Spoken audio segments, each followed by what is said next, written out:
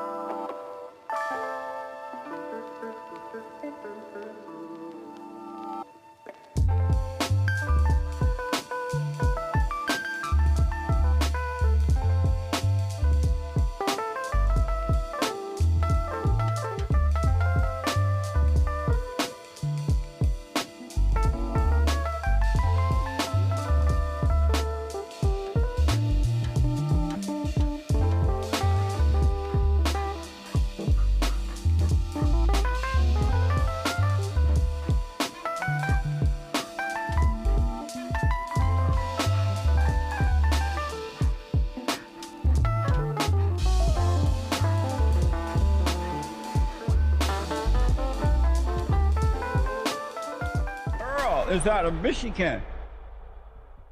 Hold on. Born in tears. You're the most ignorant, stupid, blindest fool I've ever seen in my life. Hey, what's up, baby? Hello, how you doing? Hold on. Earl.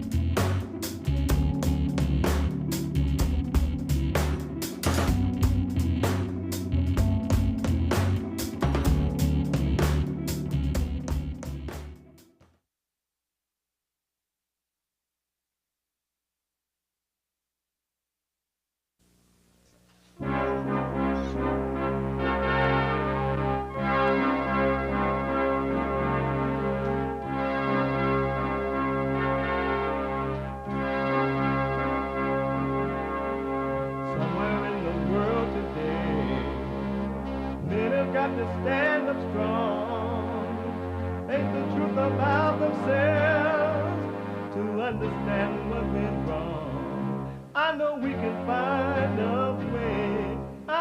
can find a way. I know we can find a way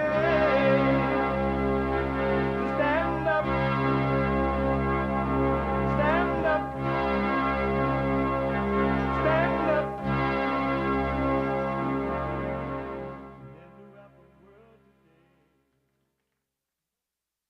Uniting the races with truth instead of dividing them with lies. We're also rebuilding the family by rebuilding the man. I'm Jesse Lee Peterson. Good morning. Welcome to the show.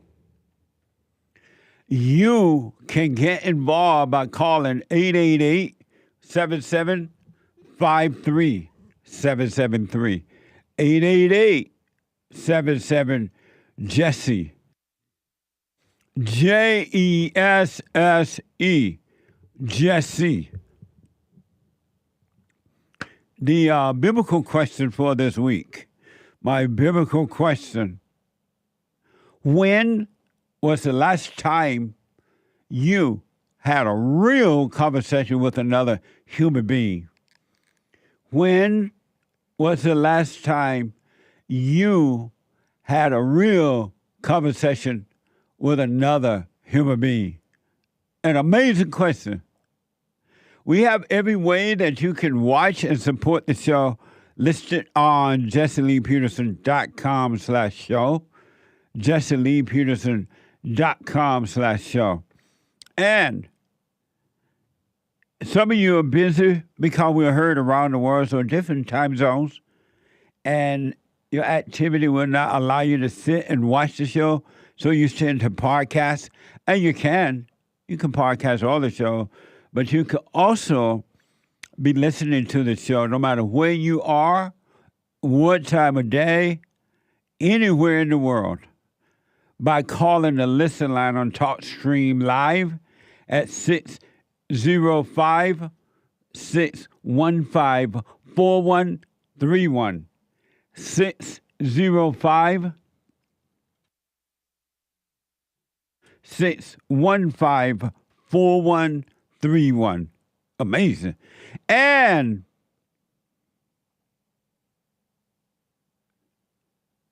to donate and have your comments read out loud,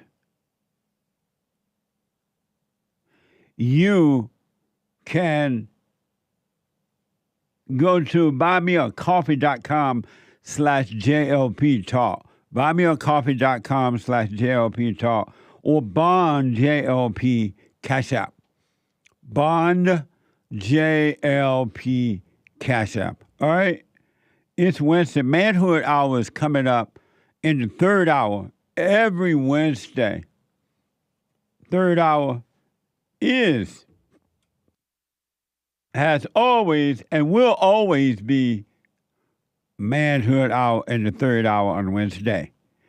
Amazing. So 888-77-53-773, and I will get to all of your calls and your comments.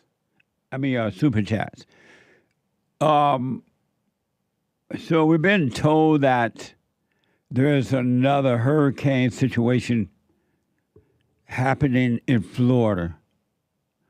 And they just had a horrible situation happen week before last, I believe now.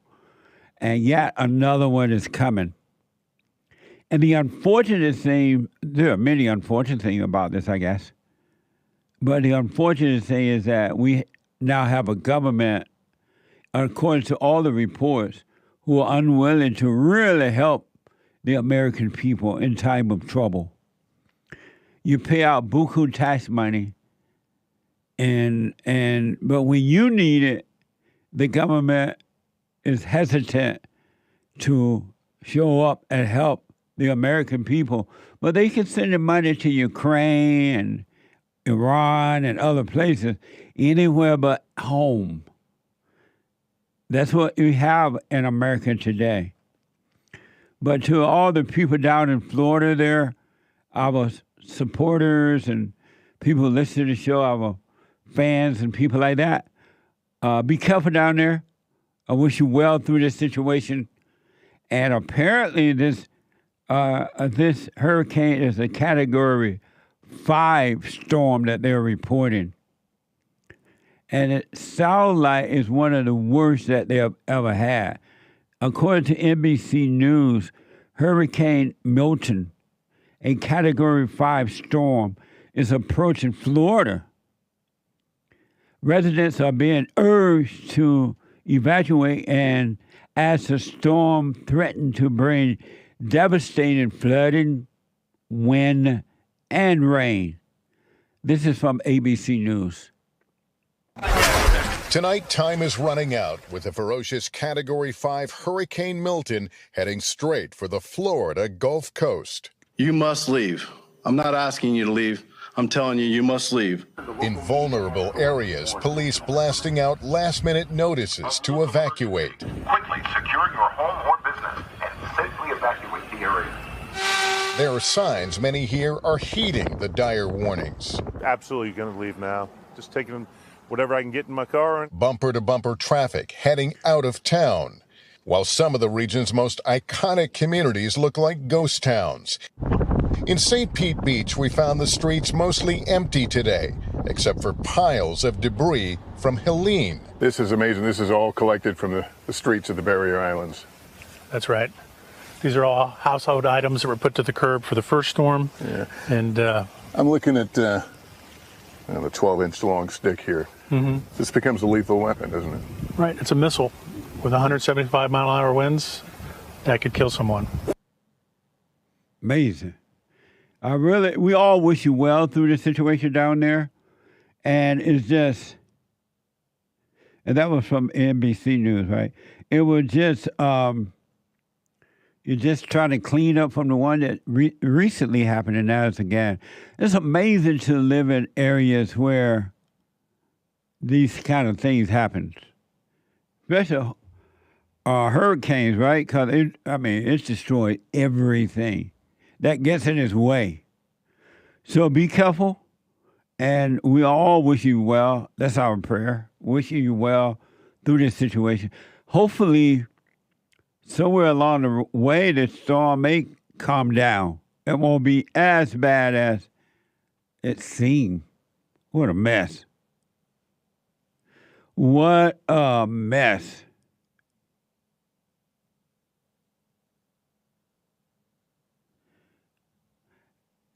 So over in Florida and other areas where Georgia, Carolina, and places like that, amazing stuff. But I think most people know that this stuff happened before they move into those areas. And we had one time considered, and not that it's off the table yet, moving to Florida. Thank God it didn't happen yet, whether we move or not. But be careful. We're wishing you well. Be safe. And material things are not more important than your life. All right? Amazing. So we all wish you all well down there in Florida and other areas where this thing may affect. Amazing stuff. I've noticed that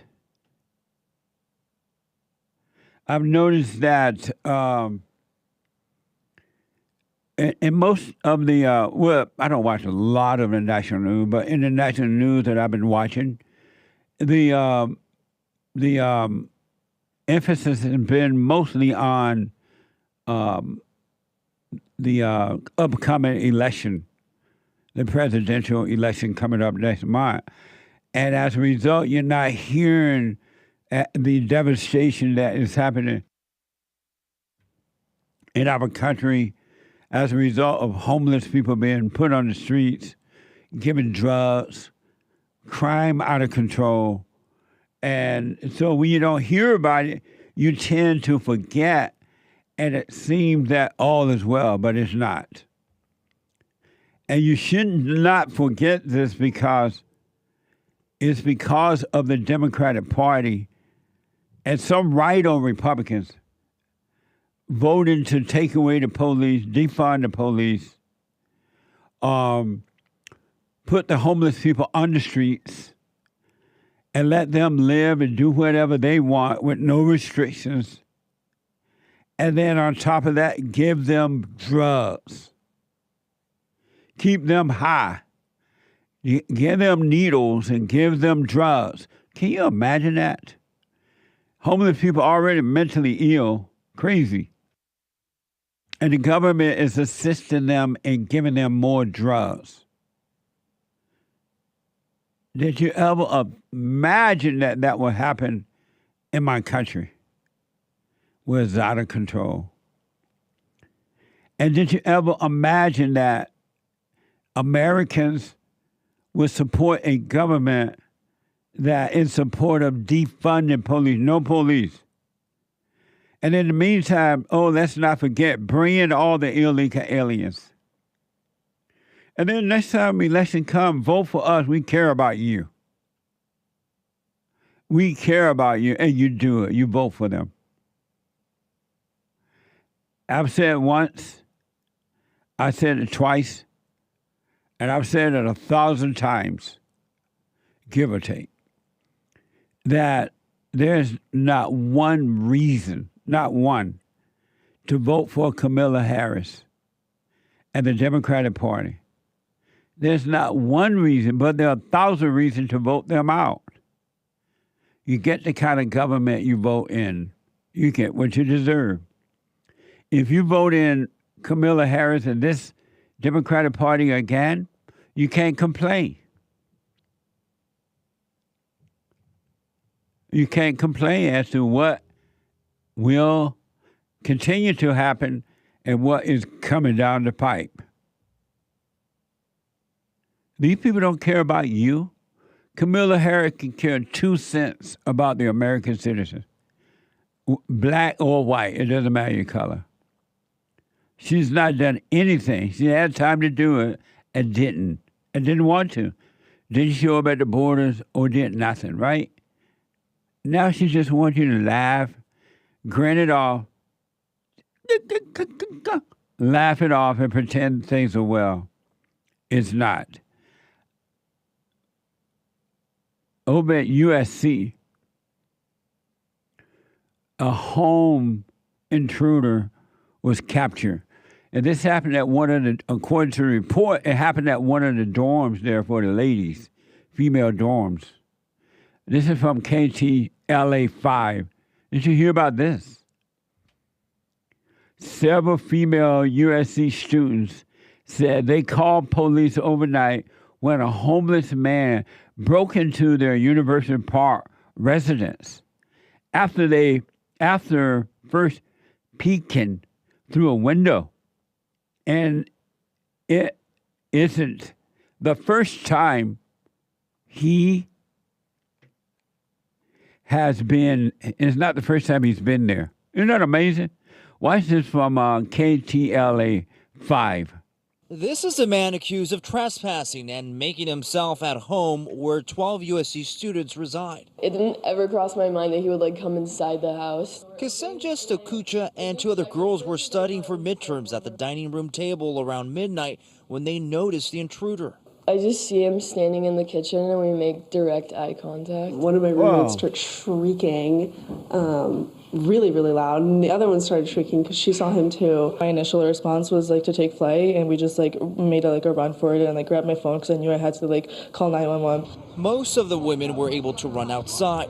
You can hear the commotion as LAPD and USC's Department of Public Safety arrived searching for the intruder. This is our first time last night that it escalated to calling the police, but before we just called the Department of Public Safety, who did nothing. Amazing. Can you imagine? They're up at midnight doing homework, schoolwork, and a homeless person or an intruder just walk into their kitchen. You look up and there he is. This is what our government wants for the people.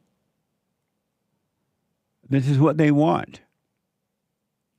If they didn't want this, it wouldn't be this way. The homeless people are protected by our government more so than the non-homeless people who are working and trying to take care of themselves.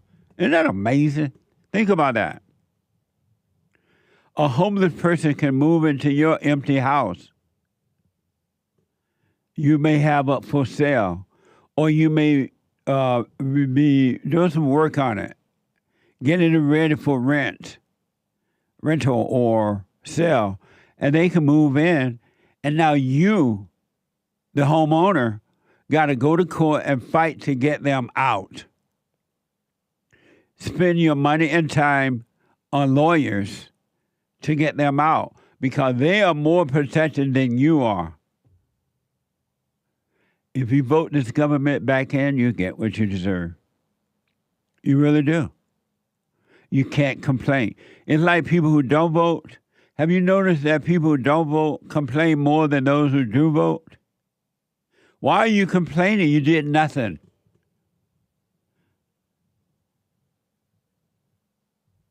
So if you vote in Kamala Harris because you say you can have an abortion, then okay.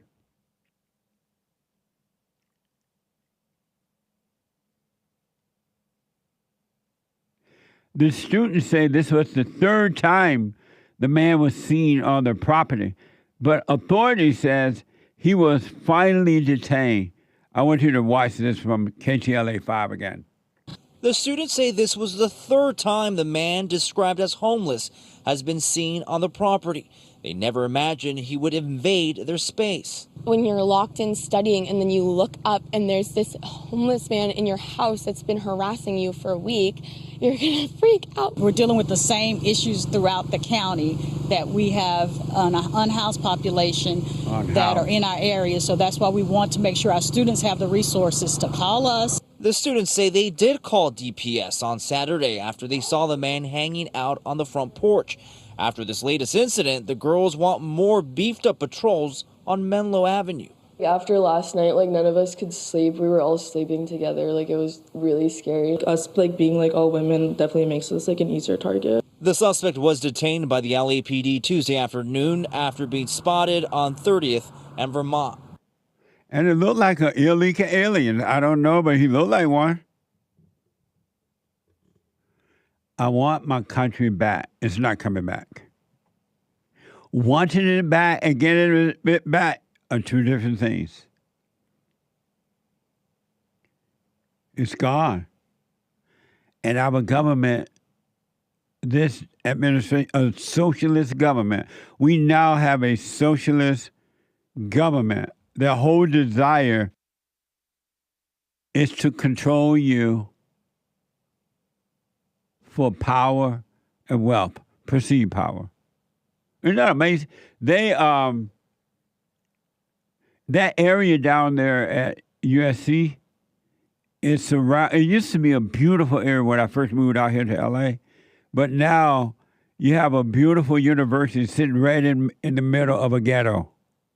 Right in the middle, the whole surrounding area is ghetto now. Crime and drugs and not homeless people. The school itself is beautiful. These people are definitely going to show up on the university, on the ground there as well. They don't have police anymore. This stupid police woman, we want them to call us. Okay. Why? You're not going to show up. You're going to show up after the crime is committed and the criminal is gone. And then they tell you that you can't bear arms. You can't protect yourself.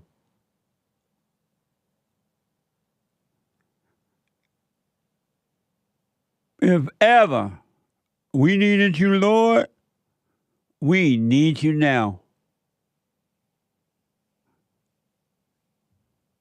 What a mess, huh? What a mess.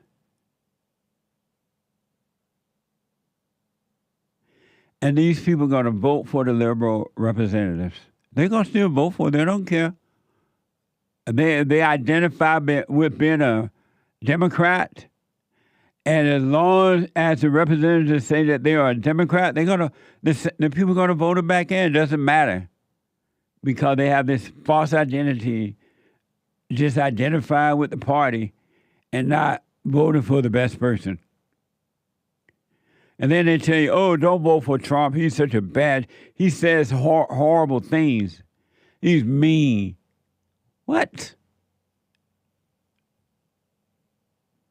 And then you'll go around saying the same thing about Trump and end up in trouble like this. Why not the best man for the job? Oh, I forgot. That doesn't apply anymore. The best man for the job doesn't apply. They want DEI. It's based on color, whatever mess. Not the best qualified person anymore. Remember those good old days? I bet you wish that they were back now, huh? That we had that again. When you apply for a job, you have to qualify for the job.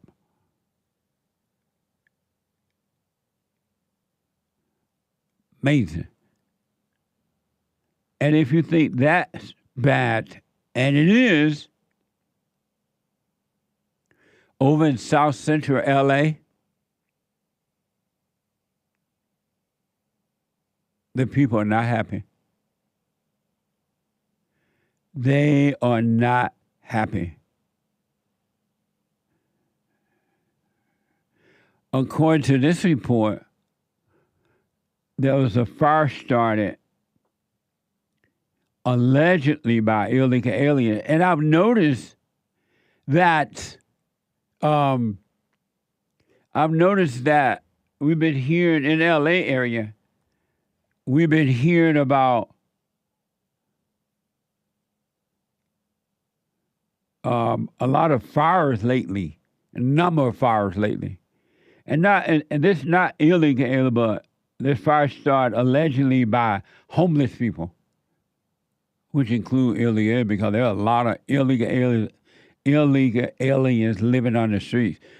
But over in South Central LA, the people, they're concerned that these fires are started by homeless people.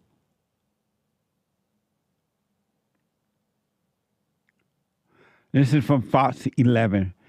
South Los Angeles residents expressed frustration over frequent fires in their neighborhood, which they alleged were set by homeless individuals.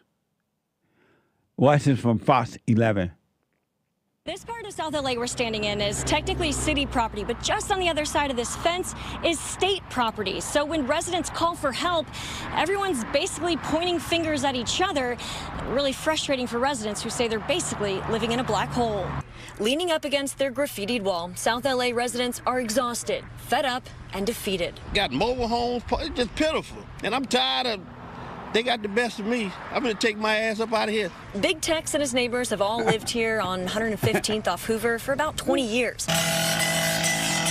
In the past month, they've dealt with 31 fires, sometimes 3 or 4 a day, and 3 times that many in this area, from just under the 105 to the 110 to Vermont. All along this area, there's been over 100 fires in the last month. How many of them are arson? Every single one is arson related.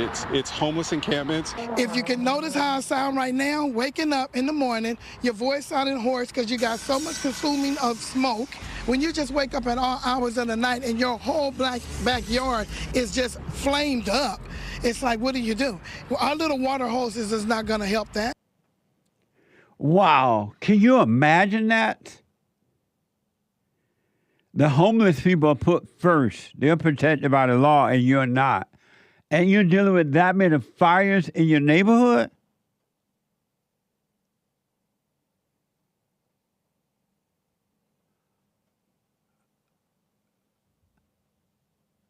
And this is in South Central LA. Will those people over there still vote for the Democratic Party? You can't blame this on the Republicans. Maybe rhinos, but will they still be voting for the Democrats? The Democrats put them in this situation.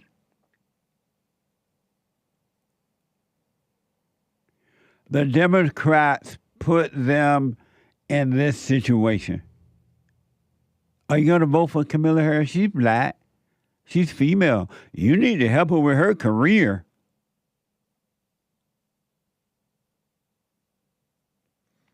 Where is the love? That man said the S word, A word in the news. I'm getting my A up out of here. Sir, are you still voting for the Democratic Party? The residents are also dealing with large concentration of homeless RVs in the county. Oh, the residents are also dealing with the largest concentration of homeless RVs in the county. Here's more on that from Fox 11. The street is part of what has become the largest concentration of homeless RVs in the county that we've reported on for the past couple of years now.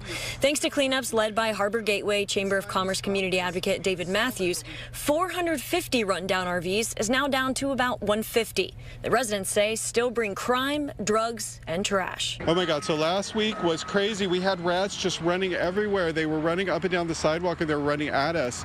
And what was crazy was there was a hole in the Caltrans fence and they were falling onto the cars that were driving under the freeway and they were going into the residential areas, and people were living there, kids were living in this mess. And how are we okay with that? I go to City Hall, it's a mess down there. So if it's messed up down there, they ain't finna do over here. The issue is we have all these overlapping jurisdictions and nobody is still not communicating with each other. It's time we stop this. We can solve it, but we have to all come to the table. Amazing, huh? And they voted in Karen Bass.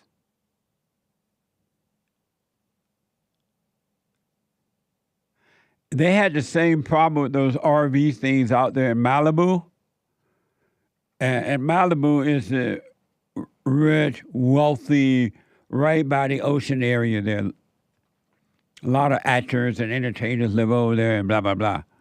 RVs everywhere. And so the people are like, what the? And they started to complain, and last I heard, they were trying to get them out of that area, too.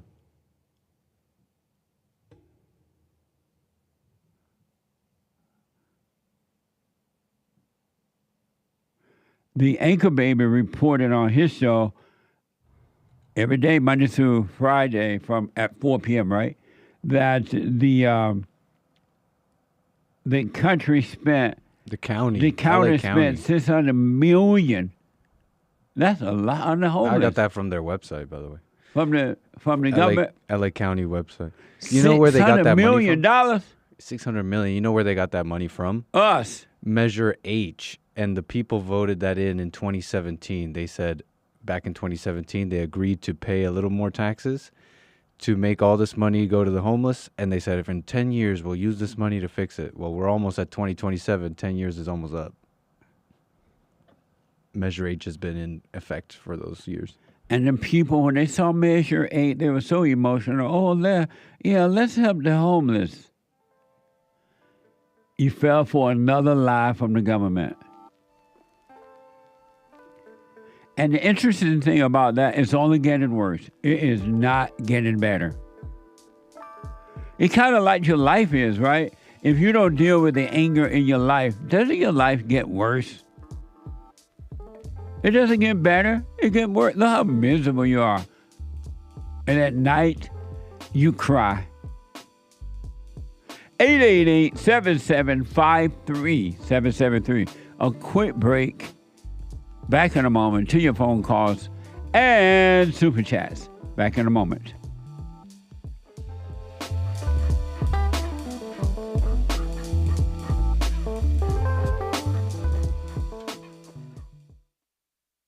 I read or heard that some Republicans are starting to pull their advertisements from Google or whomever, right? Because so many conservatives are being shut down, discriminated against, shadow banned, and all that kind of stuff. So conservatives are starting to fight back. It is happening to us too. I'm just taking it one day at a time. But you can go to jlptalk.com and find all the ways to support us.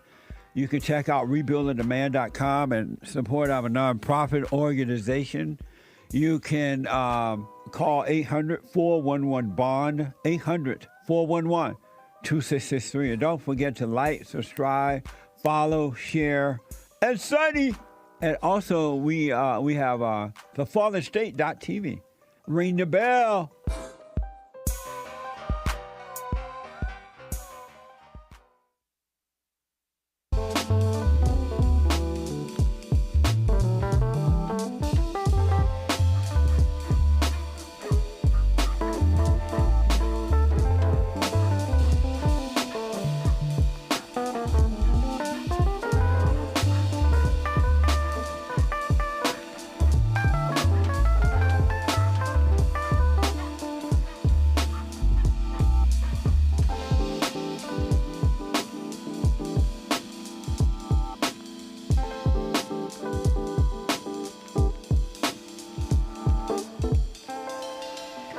Do you remember when it was September?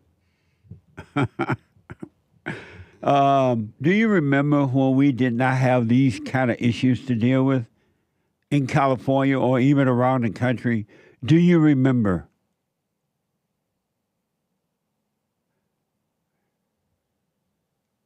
Remember when there were crime out there happening, but there were police you can call up on? Do you remember what it's going to?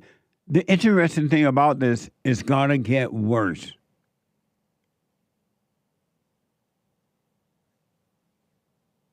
It's going to get worse.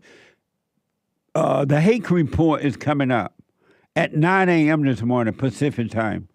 From 9 to 11 a.m. Pacific time.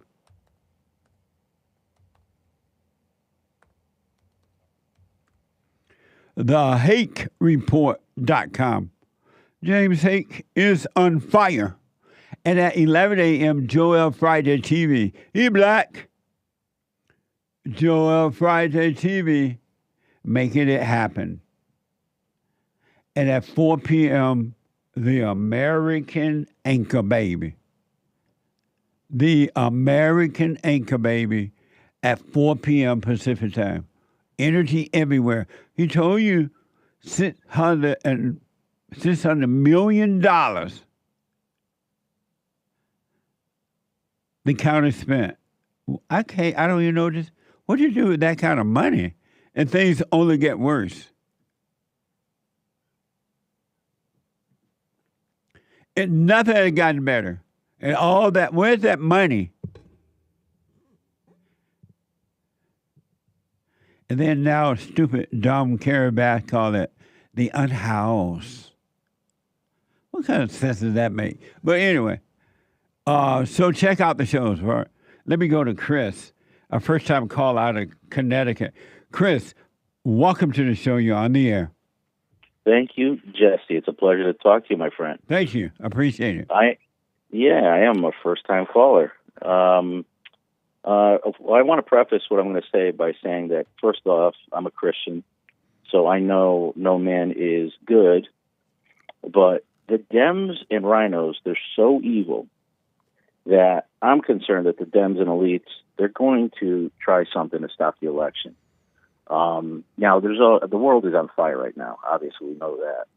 But right around the week of or the day of, they could try to get us into a hot war or do anything to, quote, well, we're going to have to temporarily suspend the election, quote unquote, temporarily suspend the election right now because, we got to handle this or whatever. I wanted to get your take on that because, we see right through these people. Well, that's you know what I'm saying? I don't know what's going to happen, of course. I do have a wait and see about all things. But I wouldn't be surprised because these people, they love, absolutely crave and starve for power and wealth. They love controlling the people. And they have been able to do that for the last 4 years now, completely control the American people. and show no love for the people or anything. And they love that. And I know now that they're not ready to let that go. No. But, no, not and so close. I wouldn't be surprised. I don't know what's going to happen, but I wouldn't be surprised. I mean, they are so desperate. I've never seen such desperation to stop a man from becoming president of the United States. I mean, in my lifetime, I'm 49 years old. So my first time voting was actually for Ross Perot, believe it or not. Just because I wanted a businessman in there. And same thing now with Trump. I want a businessman. Yeah. But I've never seen anything like this in my life. Well, that's what, when you give people power over you, that's what happens. When you give them power over you, we have a big government now. We don't need a big government, but the government has given people money and free houses and told the people, we love you. And now the people are addicted to government taking care of them, and they'll give up their freedom. They'll give up anything for it. And that's what's happening. But hopefully, Chris... I know. Hopefully, come November, a miracle happens, and the Great White Hope will get in there. And so I know about your concern. I totally understand it. I have the same concern. But a lot of people aren't saying it, but they feel it. Right. I have a wait and see. Also, I don't trust the media. So when they're saying that this is a close race, Kamala Harris and Trump, or even in some cases, I don't believe it. And so I'm just kind of waiting and seeing. But I encourage the people, don't be angry. Stay away from the anger. Because if it doesn't go their way, this government wants you to overreact. So do not be angry so you don't overreact and just create another situation for you. And I hear that Barack Obama, I don't know if it's true or not, but the fallen Messiah is behind this too. He's working overtime trying to keep Trump out as well. I have no doubt that he's one of the top people behind. Yeah. For the past 8 years, he's been behind a lot of this. What a mess. Well, thank you, Chris. So we just have to wait and see what happens, man. We will see. Yes, sir. We'll see. All right. We'll pray. All right, my friend. Thanks for Take calling. Care now. Okay. You got it. All right. Right now. 888-7753-773. What a mess. Drop your anger. Why not drop your anger so you could be free? And if you are free from within, you can handle what's happening outside of you out there in the world. What good? Just think about this. Smoke on it. Even if you don't believe me, think about it in your own personal life. What good has it ever done you? Just you. Think about you, nobody else. Don't think about the big world at this point. What good has it ever done you to be angry? To fight, to be angry. What good has that ever done you? To be angry. Anger is evil, right? Why not just drop the anger so that you'll be able to deal with the insane world around you? Your world inside of you can be at perfect peace, right? And if you didn't have the anger, you'll be able to deal with the hell outside of you. Why not drop the anger? What's good has it done you? It doesn't matter how old you are. 1 year old. Why not drop the anger? Let's do Super Chat. And I'm coming right back to the phone. I want to do Super Chat. Super Chats. Over on X. Responding yesterday when you said the people of color don't know how to keep the country going. Right. Iguana Don asks, why not? Why not what? Why don't the people of color know how to keep the country going? That's what I'm trying to figure out.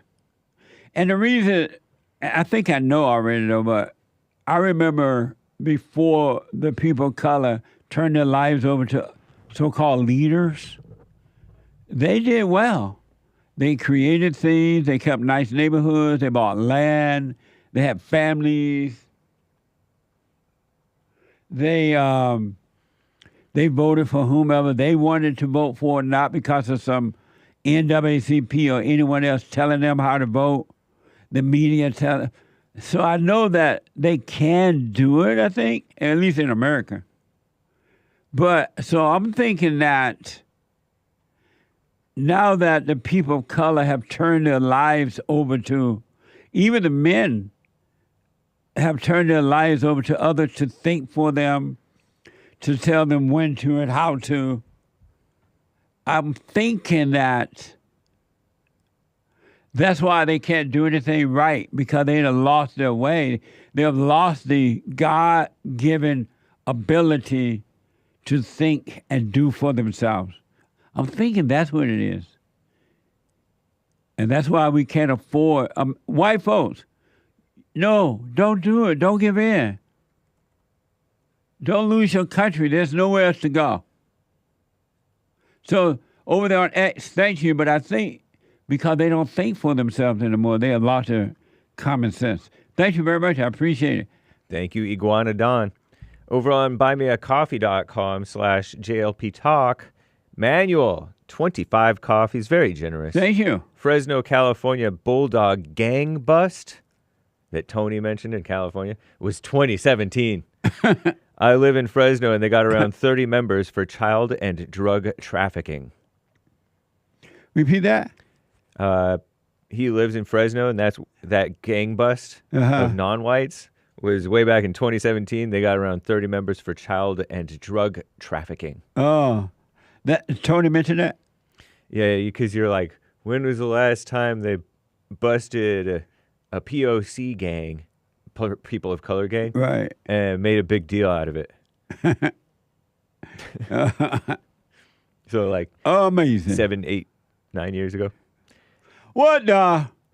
You know what, white people? I said it yesterday, and I said it again, and I've said it before. I would suggest you calm down. I would suggest you lay down your anger so you can have a clearer mind and you can see how to function in the right way. Because anything that you do that look like anger, they coming after you with a vengeance. They coming after you, and they're going to throw away the key. You'll be in jail for the rest of your life because they're not going to even let you have a lawyer to come visit you. White people, for no reason at all, zero reason. There's not, and I promise you this, I'm not making this up. There's not one reason why the people of color should be angry at the whites. Nothing. But you're blamed for everything. That's wrong. And then the people of color get the credit for that go right, which never happens, by the way. So white people, drop your anger. Have some sense. They want you to overreact. They want you to be mad. In case you missed it, we reported on a story yesterday that in San Bernardino area, they arrested a bunch of what they call Aryan Nation or something. Is that true? No, Aryan Brotherhood. Aryan Brotherhood. What's the difference between Aryan Nation and Aryan Brotherhood? Aryan Nation was founded in like Idaho or somewhere.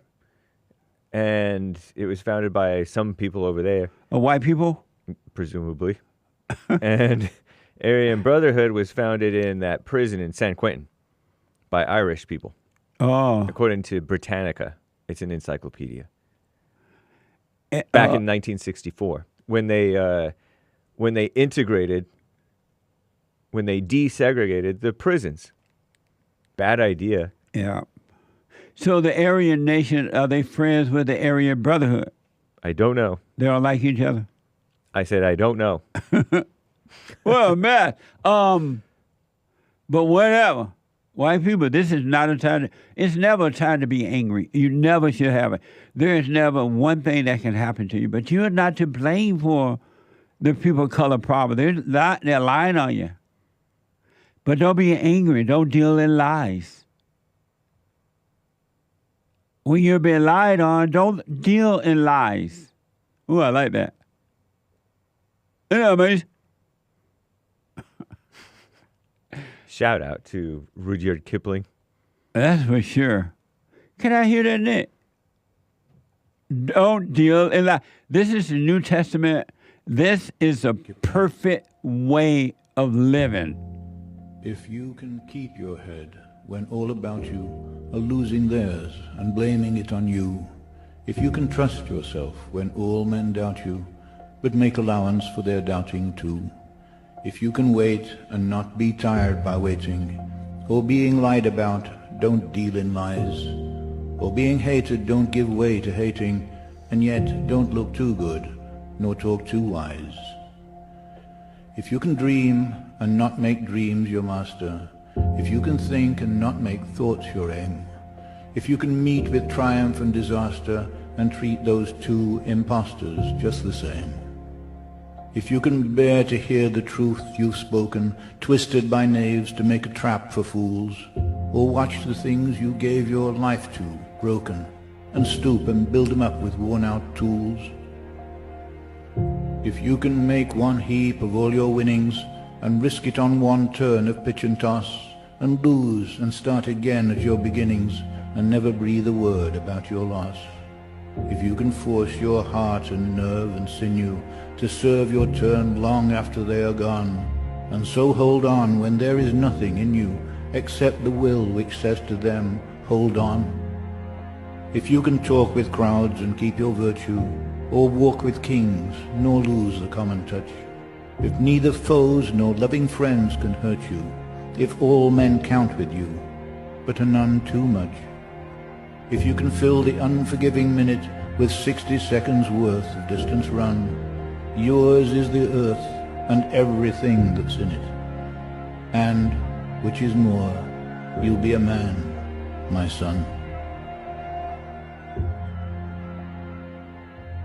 Amazing.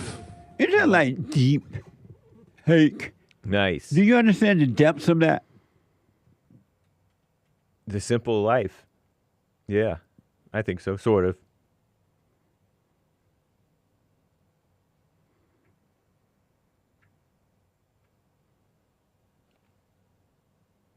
Dead air. That is so deep, I can hardly stand it. But you got to work on yourself, and if you work on yourself, I promise you'll get to that. Really. It's inside of you. But you got to work on you. Nobody else can work on you but you. And it's hard work. But if you can do the if, you'll be fine. Thank you, by the way. Thank you. Go ahead. Thank you, Manuel, with your 25 coffees. Yeah. Gregatron bought a coffee. Good to hear from Tony yesterday. I would like to ask him a question. Would you feel safer around 100 Aryan brothers or 100 Bloods and Crips? Nice. Wow. Amazing question. What do you think, Tony? From California. Amazing. Thank you. Vincent, 30 coffees. Wow. Amazing. This Sunday, I will be on West Pico for fellowship. I am from the Bay Area. Can you recommend any good restaurants in your area? Chat with my producer at JesseLeePeterson.com, and somebody will get back to you. Or if not, before Sunday, we'll tell you once you get here Sunday. All right? Amazing. And welcome. Fellowship is amazing, folks. I have nothing to do with it. You know what I mean?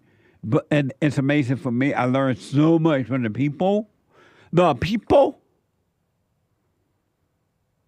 And Sunday fellowship is for all. Doors open at 10:30. Meeting starts at 11 a.m. Pacific time. Go to rebuildingtheman.com/church. Rebuildingtheman.com/church. 11 a.m. Pacific time and 2 p.m. Eastern time. If you want to be helped, you can be helped at the fellowship for sure, if you want it. Amazing. Thank you, and I'll see you on Sunday. If the Lord is willing and the creek don't rise. Thank you, Vincent. Amazing. Thank you, generous. Vincent.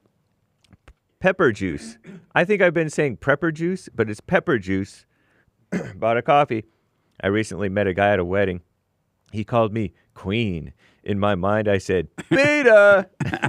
I no longer seek attention from men, but the men keep flocking over. Help! Love you, Senor Jesse. Loving heart. Right on. In this smiley. Gracias. I love you back. But that's what happens when you give up seeking that. They're going to flock from everywhere because they're going to send men from everywhere to you. And you're not going to want it because you're not wanting for nothing. You're not wanting for anything. So when it comes, just notice it. No big deal and let it pass. Amazing. Stay with it. Stay with it. Stay with it. Thank you. Thank you, Pepper Juice. Lori bought a coffee. Punchy TV latest episode was nice. Jesse, your advice never to argue is priceless. I realized how I unconsciously argued with my husband because I believed a judgmental thought. Also, by not arguing, I realized that obeying your husband just means not judging him. Yes. And obedience gets easy. Thanks. Wow, that's deep. I want a couple things I recommend. Do what you want with your own life, though. It's on you. Drop the anger and never, ever, ever, but never. Ever, ever, ever, ever, ever. Never, never, never, never, never argue with anyone. Drop the argument. And just to see what happens. Just say to yourself, you know what? I'm going to stop arguing and see what happens. Don't argue with your husband, your wife, your girlfriend, your friends, your co-workers, your family members, or the demons in your own imagination. Don't argue and just see what happens. Nick said it's time to build. What, Nick? No, that was from when you were wondering why the blacks. Oh. The blacks. Why they're not building or something like that. Oh. Nice. And you said drop your bucket? It says, I was just saying it takes time to build that sort of mentality up and pass it down. Oh, yeah. And that's what I was thinking. That's a good point. And then I thought of Booker T when he said, I'm telling them they got to cast their bucket down where they at. Yep. Not me. I don't know if Booker T said where they at. He probably said where they are. I'm paraphrasing. He black, so don't be paraphrasing the black in a negative way. But a nice reference, though. Seeker bought a coffee. Would you agree with my observation that the present moment, or now, cannot be pointed to or measured? It seems that as soon as you try, it is already past, as if it is neither a beginning nor an end. Amazing Has point. neither a beginning nor an end. Amazing point. Thank you. Absolutely. Nice. Is there anything we can be that we are not already? Asks Seeker. No. Nice. Nice. Thank you. Lori Bain says Eddie Holman is a legendary singer. Love his music. Thanks, Jesse, for always being old school. Old school is the way to go. I love you, and hey there, lonely girl. I love you back, and right on. I got to take a break. Thank you all for your super chat. When I come back, straight to the phone, the hate news, not the fake news, coming up at 2 more hours to go. Back in a moment. 7 guaranteed steps to spiritual, family, and financial success guide. Even if you're not starting a business, but you have a job, or you're on welfare, it can help you if you do. Be doers of the word, all right? From rage to responsibility. From rage. That's what I write about in the first chapter, especially how I overcame. Scam. How the black leadership exploits black Americans. They are using them, and blacks are too willing to be used. And then my last book, The Antidote, Healing America from the Poison of Hate, Blame, and Victimhood. They are all amazing books, and they are helpful. Go to rebuildingtheman.com if you want an autographed copy, or call 800-411-2663.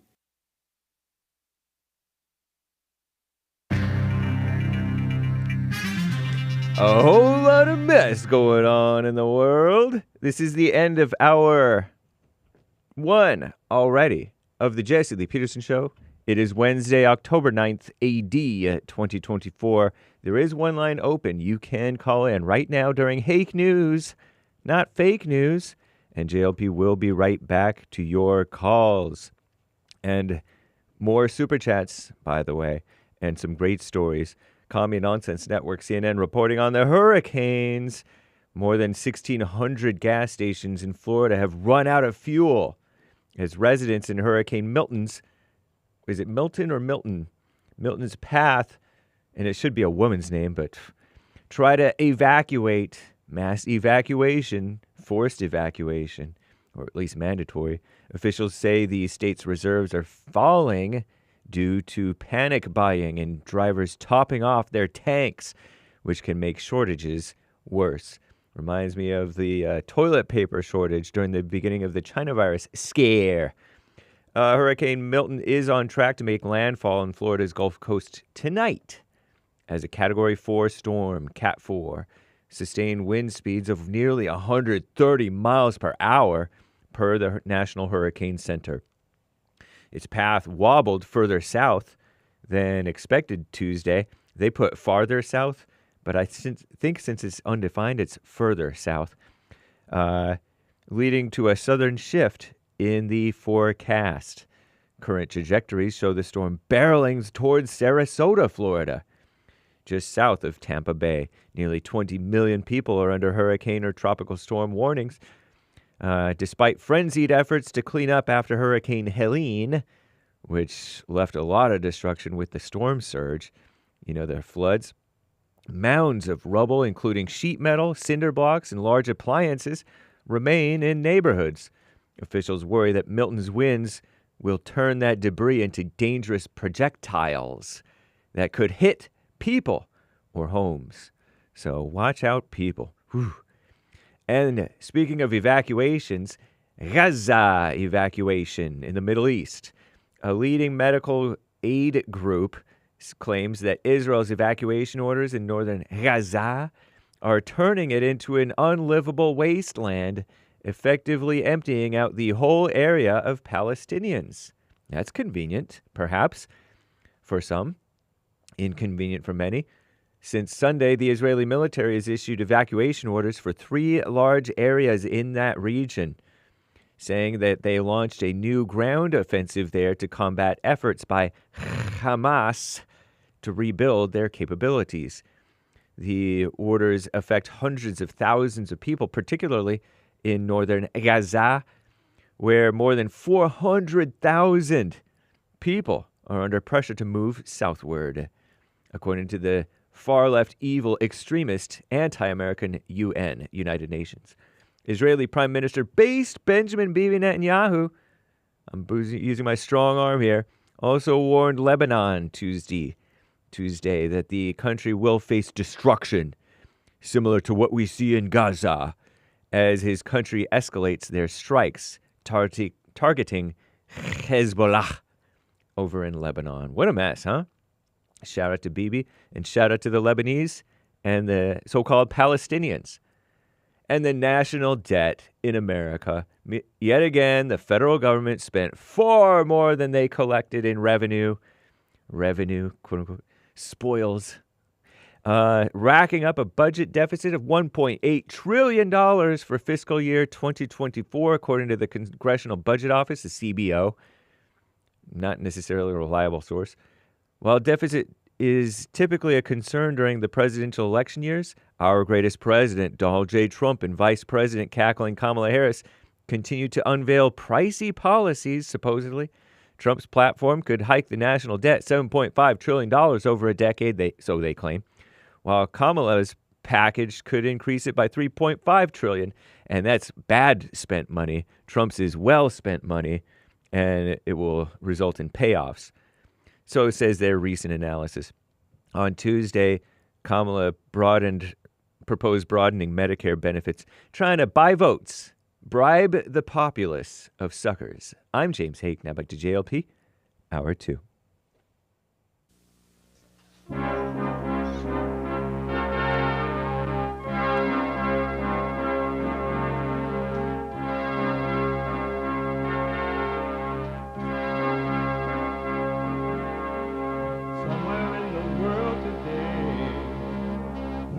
To stand up strong, face the truth about the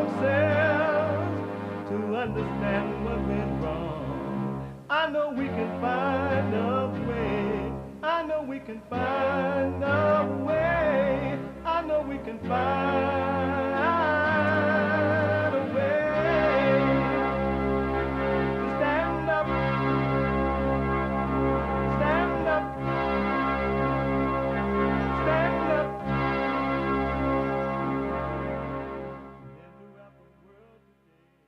Uniting the races with truth instead of dividing them with lies. Just a minute. We're also rebuilding the family by rebuilding the man. I'm Jesse Lee Peterson. Welcome to the second hour of the show today. Manhood Hour is coming up in the next hour. You can get involved by calling 888-77-53773. 888-77-JESSE. Jesse. Jesse.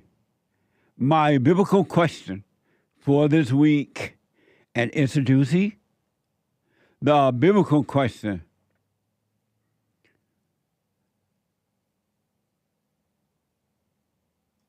Oh, hold on. I thought he was going to put it up there.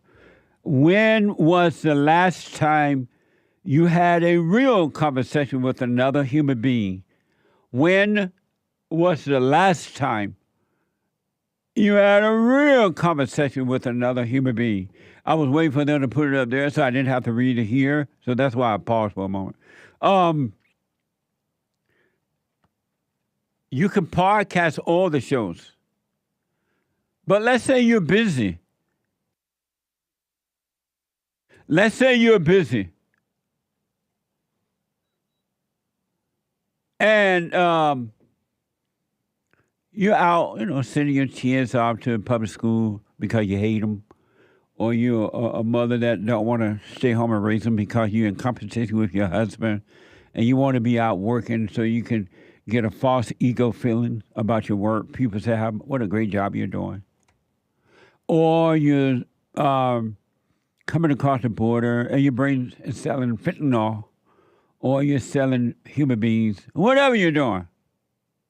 Or you're just laying up at the beach doing nothing, watching the tide wave go by.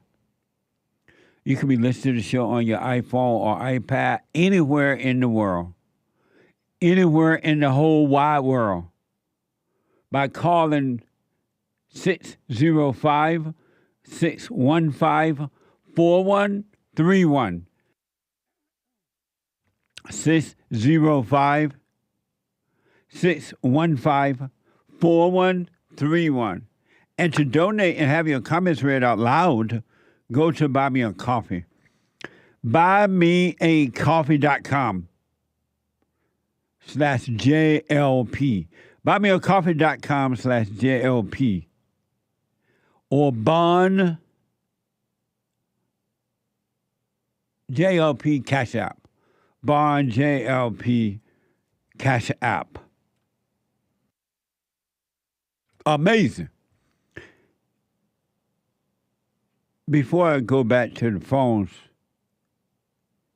I want to show you the effect of weak men. Or men leading, weak men leading. And people are like, what is a beta male, Jesse? A beta male is a mama's boy.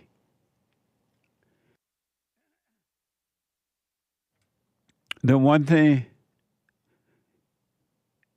did I say buymeacoffee.com/JLP talk? What are you saying, Hake? Oh, buy me a coffee, to donate and have your comments read out loud. buymeacoffee.com/JLP talk. All right. Any male that is a mama's boy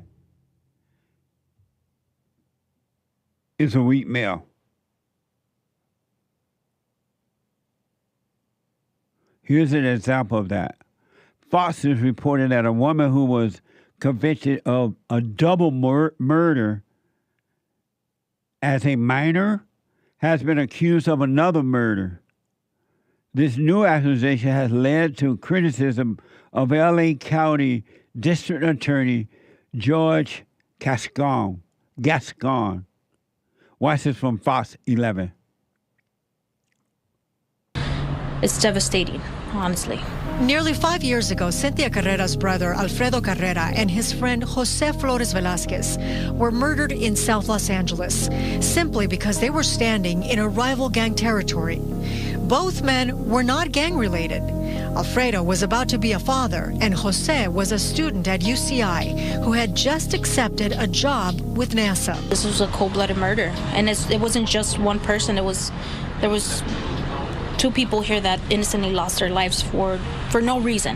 17-year-old Shanice Dyer, a member of the East Coast Crips, was charged with premeditated murder by District Attorney Jackie Lacey and was set to be tried as an adult. That changed when George Gascon took office in 2020. And I want you to know that, according to what I remember about George Gascon, he was DA up in San Francisco, I believe, in that area. And he turned that city into a horror zone. And everyone knew it. The voters knew it. Everyone knew it. And then they decided to bring him down here to L.A. And you know what the voters did? They voted for him again. They already knew the type of work he did. They know they had the proof from San Francisco. Just like they know right now what the Democrats will and will not do. But they voted him in anyway. And now crime is through the roof in L.A. That's a beta male. That's a weak man. Weak male. George can care less. It looked like he put there for destruction and destruction only. And people losing their lives. And you know what? The voters won't vote him out.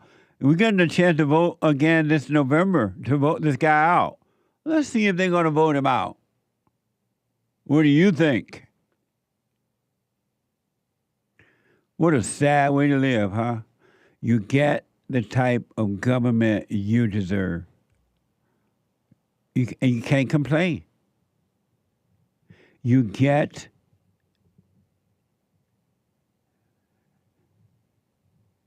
the type of government you deserve. Here's the policy that led to the criticism of this guy, the district attorney. Watch this from Fox 11. The public needs to know what's going on. Michelle Hannessy is the president of the Association of Deputy District Attorneys in L.A. County. One of the many blanket policies that he dropped the day he took office was that no crime committed by any juvenile ever, no matter what the circumstance, would ever be fitnessed to adult court. So, Dyer was tried as a juvenile. She was in custody less than 4 years for 2 murders. It still was a very hard hit, and now that we come to find out that this person has committed another crime, has done this to another family. The same woman who killed Alfredo and Jose is now accused of murder once again, alleged to have aided and abetted in the murder of this man, 21-year-old Joshua Streeter. Amazing. Well, that's what's happening in my country. Now, do you believe me when I say that my country is not coming back?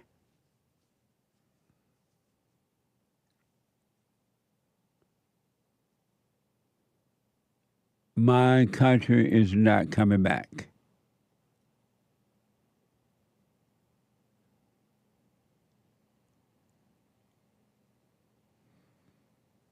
Amazing. 888-775-3773. Let me go to the busy phones here. William out of Norway, heard around the world by everybody and they mama. If you're black, everybody and their mama if you're white. William, welcome to the show. Hi, good morning, Jesse. Good morning. I have a question about the mind. Okay. So I called last time and you told me just to watch the mind and don't think, right? Right. But I found it difficult to watch the mind when I'm working or I'm doing my things in the day. I don't know what to do when I'm doing the silent prayer. It's easier, but when I'm working or doing something, it's difficult to watch it. Right. And when I watch it, the mind stops what I'm thinking, and when I stop watching it, and it starts again. And your question for me is what? What should I do about this? So when you're working, you're doing your practical work, you're gonna use your intellectual thoughts, which is given Yes, to you but by my God. mind goes in the past or in the future. I'm sorry? When I'm working, my mind goes elsewhere, you know? Right. And when you see that happening, do nothing but just notice it, and it'll work itself out. You'll be back in the present. Don't trip out. Don't overreact. Don't let the devil tell you it's not working. But just notice that your mind is, you're thinking about the past or the future. And don't make it a big deal. And then continue to do your practical work. Do your job. And when you finish with the job, just come back to the present. No big deal. Okay. Because you are going to use your intellectual mind in the right way, thoughts in the right way, in order to get the physical job done. Okay, I will try it. I will call you next week if it doesn't work. Okay, do you understand what I'm saying? Yes, just watch it and let it be. Yes. Don't overreact. Don't let the devil tell you it's not working. Because when you're doing your practical work, you're going to be focused on that. And you're going to be using your thoughts in the right way then.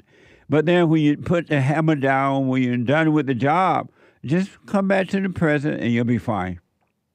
Okay. Thank you. You're welcome. Amazing. 888-775-3773. God gives you the ability to use your mind. That's what's so beautiful about when you overcome thoughts. You're now given the ability to use your mind in the right way. Isn't that amazing? In the right way. 888-77-JESSE. Let me go to Jaime out of Minnesota. Jaime, welcome to the show. You're on the air. Hello, is this me? Is this Jaime? Yeah, no, it's Femi. I don't know where you got Minnesota. I'm from the UK, London. What? They got. Yeah, I don't know. I didn't say Minnesota. You got Jaime from. Hold on, buddy. Let me get this straight. Don't hang up. What's going on? Does it say Jaime out of Minnesota? Yeah, it sounds like you may have gotten that wrong and thought it was that one Jaime, but it's Fimi or something like that. Yeah. So I saw where his mind locked in. It's Jaime. Oh, I know Jaime. He called in, so he just put it all in. Oh. He locked in on Jaime. It's a different country. It's not totally even in the country. That's true. This guy has a English accent. He doesn't even sound like an American citizen. And he's from a different country. So we're getting that.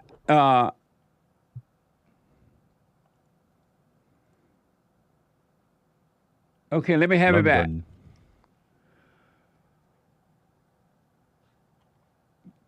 Relinquish control. James, yeah, let me have it back. Give me back the call. Give me. All yours, Jesse. Okay, thank you. Okay, buddy. What's your name again? Femi. And you're calling from? London. All right, thank you, man. I got a black producer. I'm sorry. Yeah, you were talking earlier about, and you talk a lot about it, America being taken, from the white man.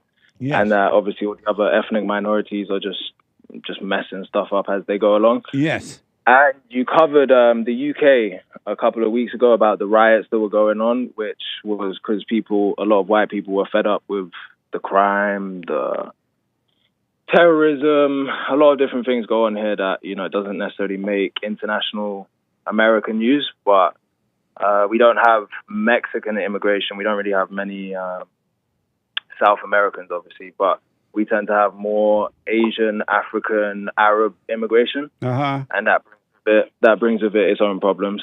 But yeah, I just wanted to give you a little update. So based on the riots that happened the other day, right?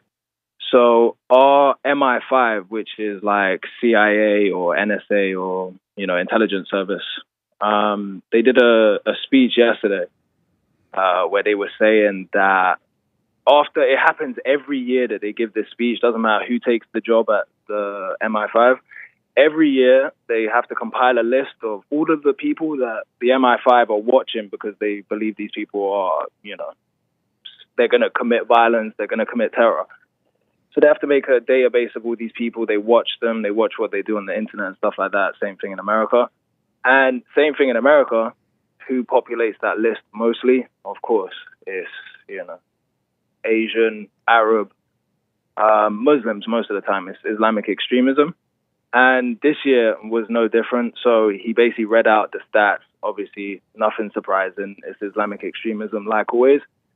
But he rounded up the speech by basically saying that far-right extremism is the biggest threat to national security. That's like something we need to watch. He was saying that that the most amount of people ever, youth, on the terror watch list has been children. And he was saying that they're being radicalized by sharing far-right memes and engaging in internet culture. It's just a bunch of nonsense, to be honest with you. Yeah. Nobody in this country fears far-right extremism. No one in America fears far-right extremism. Right. Far-right extremists don't blow up stadiums with people in them. We had a terrorist attack a few years ago in Manchester where they blew up like hundreds of kids and children. It's like, you would never hear the far-right doing something like that. And they know that, but they want us to believe that the biggest enemy are straight white men who are out somewhere in the night, fostering and planning to kill everyone that's non-white. And it's just, come on, like, it doesn't make sense. But yeah, I just wanted to give you that update because obviously I know that you covered the UK, and I just wanted to let you know that things are still obviously getting worse, and the white men in control are still running from the actual problems, and just instead of saying what it is, which is the problem, they have to do the politically correct thing and start dancing around the issues. And so why are the white people, the white people are afraid to speak up over there as they are here? And why is that? What's wrong with the whites that they won't speak up? So the white man of yesterdecade, the white man that, created the civilizations, the things that we look around and we all take for granted. Yes. That white man that just did what he was going to do, had a plan in mind, followed it. If anyone told him his plan wasn't working, it's affecting me, you're hurting me, he just said, I don't care. I've got my plan and I'm going straight on with it. That man is gone. And the man that we have today, if he gets met with, somebody saying you're racist or, Islamophobic, transphobic, homophobic, the white man just suddenly just freezes up. He doesn't know what to do anymore.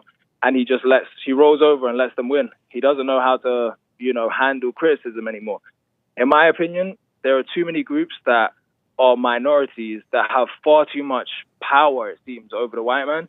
He doesn't seem to know how to deal with them anymore. And I just feel like it doesn't make sense because the Western world, as we know it, is just crime-ridden. Yeah. And it's because the white man doesn't know how to put crime in order. He doesn't know how to do law and order. Those days of law and order are so far behind us that, you start talking to people about, in this country recently, they just released 1/3, or they plan to release another amount of prisoners, but they wanted to release 1/3 of the prisoners because apparently, they shouldn't be in prison. But come on, if they were in prison in the first place, then we need them in prison, not outside. And a lot of them have reoffended already since they've been released. So do the whites in London, do they know what happened to the whites in South Africa and what's happening to the whites here in America? Are they aware that it's the same thing? They are aware, but they learn it in history. They're aware of it, but do you know what it is? I don't think it's arrogance. I just think that the white man of today is very naive. Like, he watches these situations happening in different places. He sees it happening, but he's like, I don't think that will happen here. I'm sure it will be different here, or, but it's never different here. No. It's always the same. When you start seeing those symptoms in a society, that's what's coming. But, I just personally think that the white man needs to stop being so soft. Like, what happened to the white man that used to, right? It doesn't matter. It doesn't matter if you don't like 3 strikes and you're out. You're out. There's no, you can argue with us. You can do all the protests you want. 3 strikes, you're out. Yeah. Those type of things, I believe, helped. Whether, the black community is going to cry afterwards and say, where did all our fathers go? If they weren't committing crime, they wouldn't have been locked up. Absolutely. That's as simple as it gets. Absolutely. What a mess. What a mess, seriously. So it is like, am I right when I say that it's over for the Western world? 100. I can't say it's over, because at any minute the white man could wake up. Like what we saw in England, that was the first time that white people all around the country started getting annoyed enough that they actually took to the streets and did something. Now, I don't agree with violent protests, right, but when things are so bad in the society, people are going to do those kind of things. So to me, when you see those kind of sparks, it gives you hope that people somewhere are still upset that these things are happening. But it's all about whether the people are going to do something long term. If they're going to elect governments that actually are strong on crime, strong on immigration, those kind of things. If they're not, and I think a lot of people on the right just don't vote. They just think that the system's so corrupt. They've seen it so many times that there's no point voting, but that lets us down, because people on the left, they will always vote. They will always make sure that their way is going to be represented. And so are the whites over there electing government that will enforce the law and stand up for them, or not? Of course not. No, unfortunately, our country, we had a bit of unfortunate circumstances. I would say that we had a conservative government in government for about 10 years, and the general consensus of the country is that they didn't do a good job on anything. Didn't do a good job on crime, didn't do a good job on immigration, didn't do a good job on many things, and therefore the opposition team, the Liberals, were always going to win, because so many people were like, wow, they did such a horrible chance. There's no way we could ever elect them in again. So the Liberals won this time, and they're now in government for the next 4 years. But, polls are showing that he's the most hated prime minister that's ever been, in the shortest space of time, because he's so liberal, letting criminals out. Yeah. Tough against Israel, tough, not tough on immigration, but, tough on things that don't matter, tough on internet crime and what people say on the internet and this and that, but not investigating real people getting killed, not investigating real high-level thefts, frauds, drug rings, trafficking, none of that. Less focus on what people are saying on the internet, less focus on so-called far-right extremists, when no one's ever met anyone that honestly they could say, yep, this guy needs to be on the watch list for his far-right views. We don't know people like that. It's just people that are concerned with crime and people that are concerned with immigration. And if that makes you a far-right extremist, then sign me up, fam. So I wanted to ask, the conservative over there, are they really conservatives, or are they? No. They're not. And why do you say no? Not really.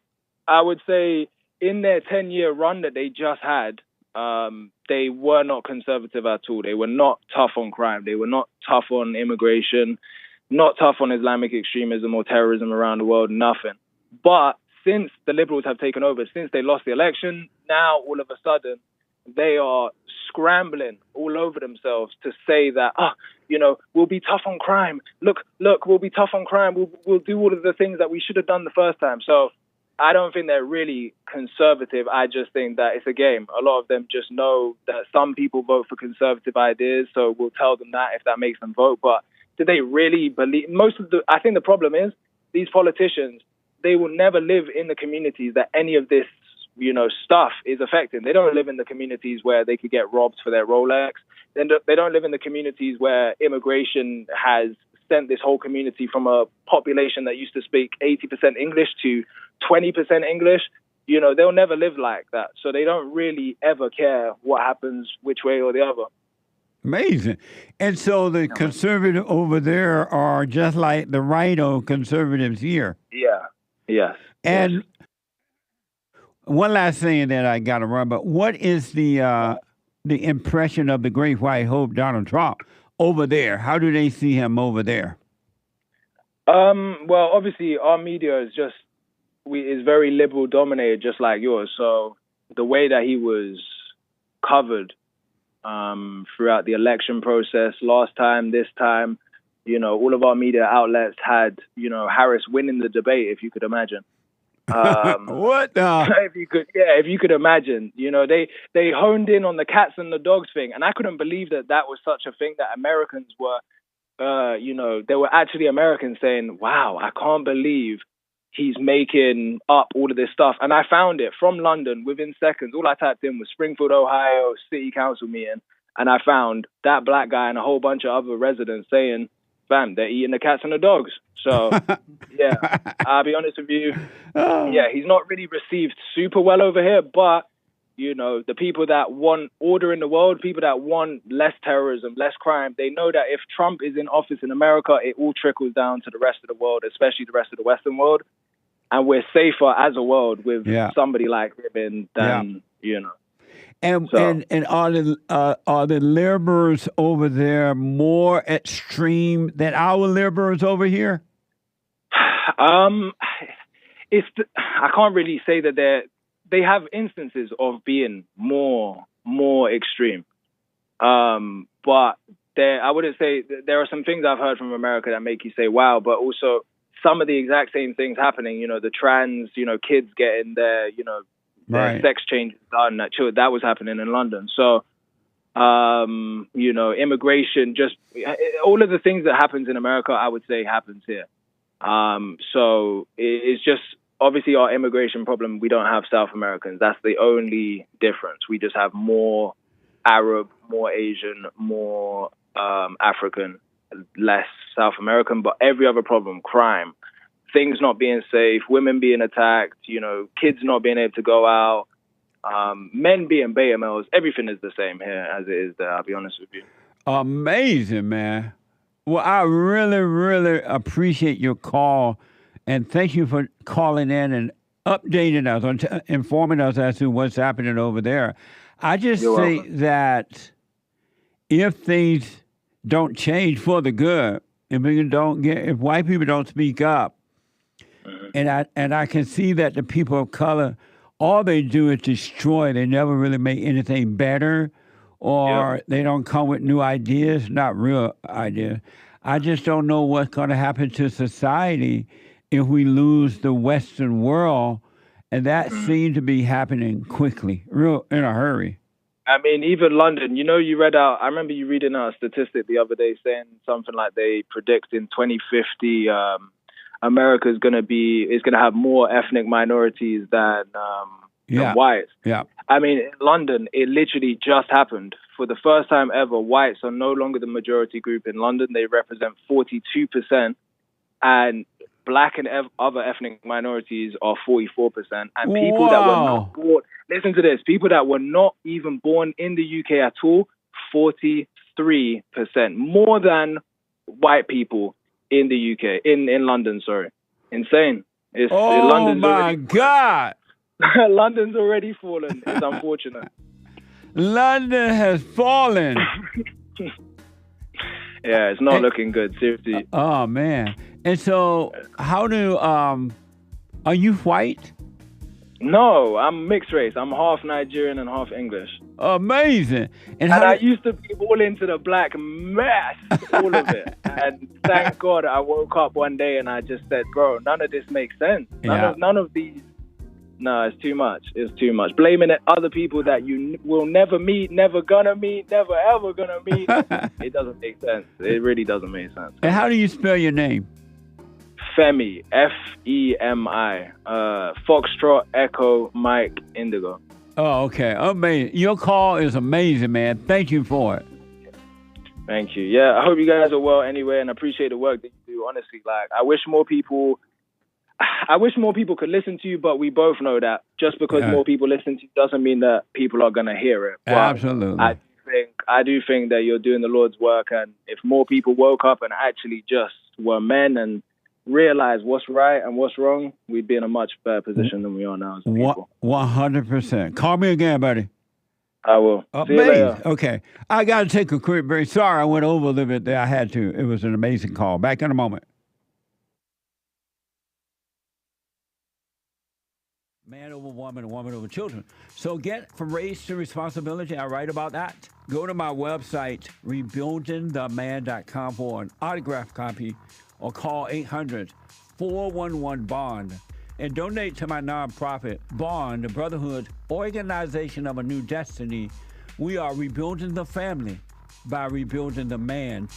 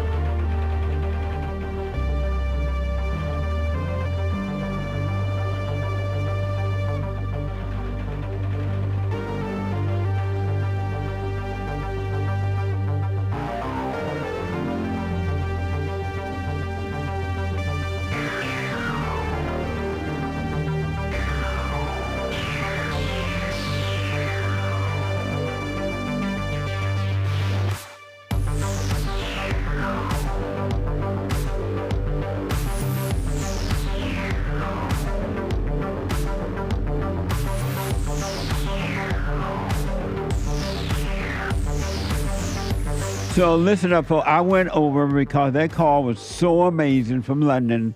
I wanted you to hear it. It was just clear and laid out. And the reason I wanted you to hear it because the same thing is happening here. What's happening over there is happening over here. And it shouldn't be happening over here since it's happening over there. And we haven't a laid out example of what it can happen. It happened in South Africa. You let the blacks take over South Africa. The white people are on the run. The blacks have not taken over South Africa and made it better. They did not improve upon it. They didn't make it better. They destroyed it. And then they go out into the farmland just as they're doing here in the suburbs. And they destroying the suburbs. They're going into the white people's homes out on the farmland. And it happened in London, and it's happening here. And I've been warning you before it even got out of control here. I'm like, look, what happened in South Africa, what happened in the Western world is happening in America now. Stop. Don't vote in these black liberal females. Don't do this. Make people be earn their way. But you didn't listen. It's like crying in the wilderness and nobody hear you. But anyway, amazing call. What's his name? FEMI? FEMI, thank you for that call. It was really a clear, laid out, made sense. It's like you were talking about America. Thank you for that call. Don't forget to follow us on social media. Y'all know what to do, like, right? We're on rumble.com/Jesse Peterson, cozy.tv/JLP, JLP Talk on X, COZY is cozy, JLP Talk on X, Jesse Lee Peterson on Instagram. Like, follow, ring the bell, subscribe, and do all those things. Good morning, y'all on X. Follow. Holla. Follow. Follow, holla. Holla, follow. Amazing. Nick, what were you saying you reported on your show, the Anchor Baby show? Oh, yeah. So I was looking at the cities in the world with the most foreign-born population. And out of the top cities, like 5 of them are in Canada. Brampton, Mississauga, Toronto, all the most populous cities in Canada.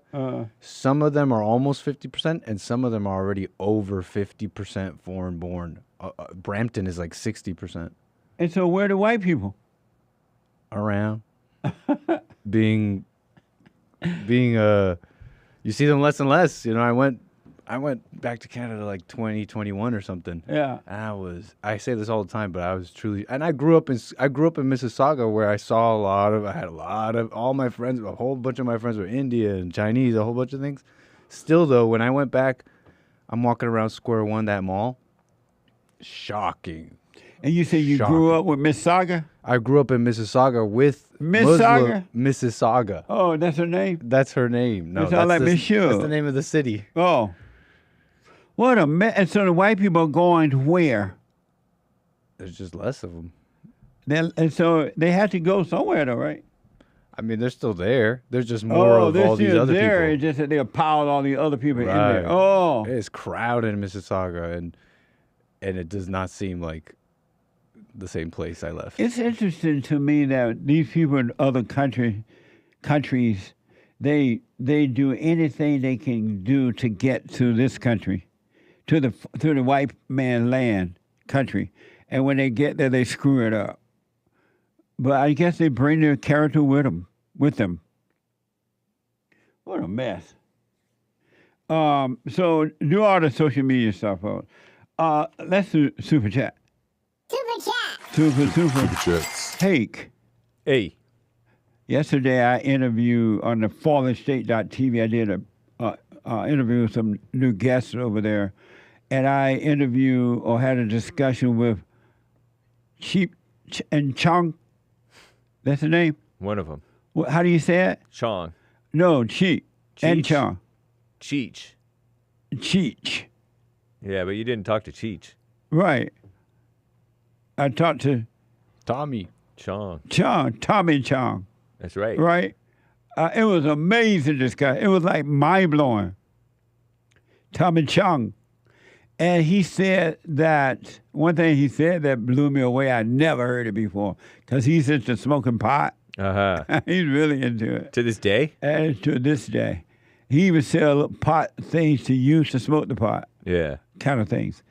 And nice man, though. Nice man.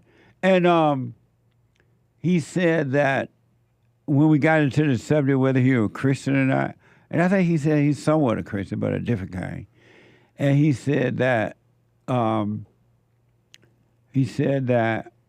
Moses, the one that went up to the mountain, right? That's right. And met with God, right? Mm-hmm. He said that Moses went up to the mountain and the burning bush was pot. Oh, Lord. He said that Moses was high off pot. Is there pot overseas in the Middle East? He like, God created pot, and like Moses was a strong guy. He was an alpha male.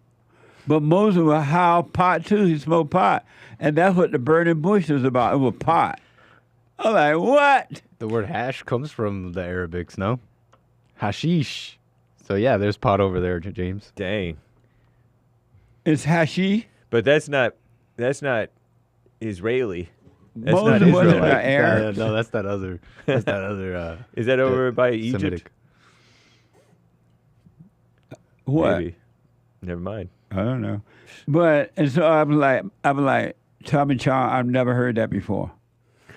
I've never heard. He's like, yeah, it's true. It's true. Moses was high on pot. And I said, well, yeah, at least he did get irritated at the people after a while. But what do you think about that? Oh, and then I asked my producer about that after the taping was over. He's like, yeah, on the internet they were saying that was pot that Moses had. Had you heard that before? I might have. I'm not sure. People believe all kinds of crazy things. So I'm not really surprised to hear that, to hear somebody make such a claim. I never heard that in my whole life. The Spirit of the Lord was pot. People think they're black Hebrew Israelites. People think that the Bible says that the earth is flat. People think all kinds of crazy things. People think Jesus is God. Right. And it's just an idea. It's not even, they have no proof at all. Yep. But they believe it. Or that the Bible tells you to be angry. Right. And then they say righteous anger. That ain't even in the Bible. I know. Or that pot. God put pot here for us. They say. I think they even use the Bible for that, actually. I forget the verse. Omid is telling me people think magic mushrooms is what turned monkeys into humans. Crazy. Oh, yeah, I've heard that theory. That it gave them consciousness, the first seeds of consciousness. What? I think it's a little silly. I mean, I bet you The mind is a terrible thing to say. Amazing. Super chat. Popcorn Stump Cake bought a coffee. It's not a pithy one. Jesse, when you talk about black people... It's not pithy? No, it isn't. We need a pithy one. I'll read as far as I can. Okay. Jesse, when you talk about black people committing crimes, you've callers who will say, what about what white people do? Or police are targeting black people. You usually say, what does that have to do with black people committing crime? Right. If the blacks weren't doing anything wrong, would they be in jail? Yesterday, you covered a story of white gang members being arrested. You said, well, the blacks and the other gangs can do all the crimes and get away with it. And they held this news conference. I don't know if y'all saw it around the country, but they held this conference, the FBI and police department and all these people who were together. And they were so proud that they had arrested these, what do you call them? Aryan Brotherhood. Aryan Brotherhood or something like that. And they were all proud of it. I'm like, why aren't you proud of arresting the illegal alien gang members and the black gangs and things that are really happening? And I'm like, what a mess. Anyway, thank you. So he's accusing you of having a double standard. Oh. Like, what is the white crime? He says, what do the black gang members have to do with what white gang members are committing crime? The point that I was making is that there's a serious double standard in America, and that white people are truly, truly, truly, truly under attack. And I believe it's because they're trying to get white people out of the way. White people tend to be Christians, and they create, and they make things better. They improve on things. They create things. And no other race does that. And other races tend to rely on the government to take care of them, to think for them, to do for them. And so I think that my point was they're trying to get rid of white people, period. And so they've used these Aryan Brotherhood press conference as a means to pretend they're tough, but they're only doing it with white people. That's my point. Thank you. I appreciate it. Thank you, Popcorn Stump Cake. Yeah. He's trying to accuse you of double standard. Suddenly you want balanced policing. Mike Young bought a coffee. Hey, Jesse, last week on the InfoWars show, you made a Tim Walz face impression. I have to tell you, Jesse, it almost made me fell out of my chair laughing because it was hilarious. Laughing face with tears. It was funny. Laughing out loud. Thank you. I appreciate it. Thank you, Mike Young. Yeah, it was classic. Lin Yen Chin with a couple of supers. Jesse, I've never had a conversation with another human being. I guess this is a biblical question response. When was the last time you had a real conversation with another human being? Never, since the question supposes that I am a human being. I am a super predator. Ask anti-Hillary Clinton and anti-Kamala Harris. That's how he pronounces anti. And that's a response to the biblical question? Sort of Thank serious. You. I'll put my 2 cents in on Sunday. I appreciate it. Thank you. Lin Yen Chin with another. JC says disaster isn't punishment from God, but it is. Tianzai, or heavenly disaster, is ancient bias that natural disaster is divine response to immorality. Each immoral act summons specific reaction in weather patterns, i.e. Sodom and Gomorrah. Well, I don't understand that at all. He may be right, but Sodom and Gomorrah is the Old Testament. There's a New Testament, a new reality, a new world, and God does not punish. He does not punish human beings because of the God they serve in their own mind. they bring on their own punishment. So God does not bring in natural disasters at all. Amazing. Did you understand what he was saying there? Yeah. What are you saying? He's saying that when you do wrong, it creates disturbances in the weather, and eventually it's going to get you. And how's that? Sodom and Gomorrah. But how you doing wrong will make the weather rain? That's just how what they've always been thinking. And he references China. Chinese. Oh, amazing. But thank you, Lin Chen. I appreciate it. Thank you. Thank you, Lin Yen Chen. Lin Yen Chen. Anthony on Cash App, no message. Thank you, sir. Thank you, Anthony. I appreciate it. C-Bill, 5 coffees. We are definitely in the generation of weak men raised by single mothers. Just look around. Men are worshiping women like God. And I have seen men stop living once they get into a relationship and the man's life goes to hell. Harumph emoji. Another example of men worshiping women, they try to figure women out. Every conversation is about how to deal with a woman. Doesn't even make sense. Like, isn't that like insane to be doing something like that? Yeah. Learn how to deal with yourself, and then you can deal with all people. Amazing. Thank you. Earth, if you're black, U-R-T-H.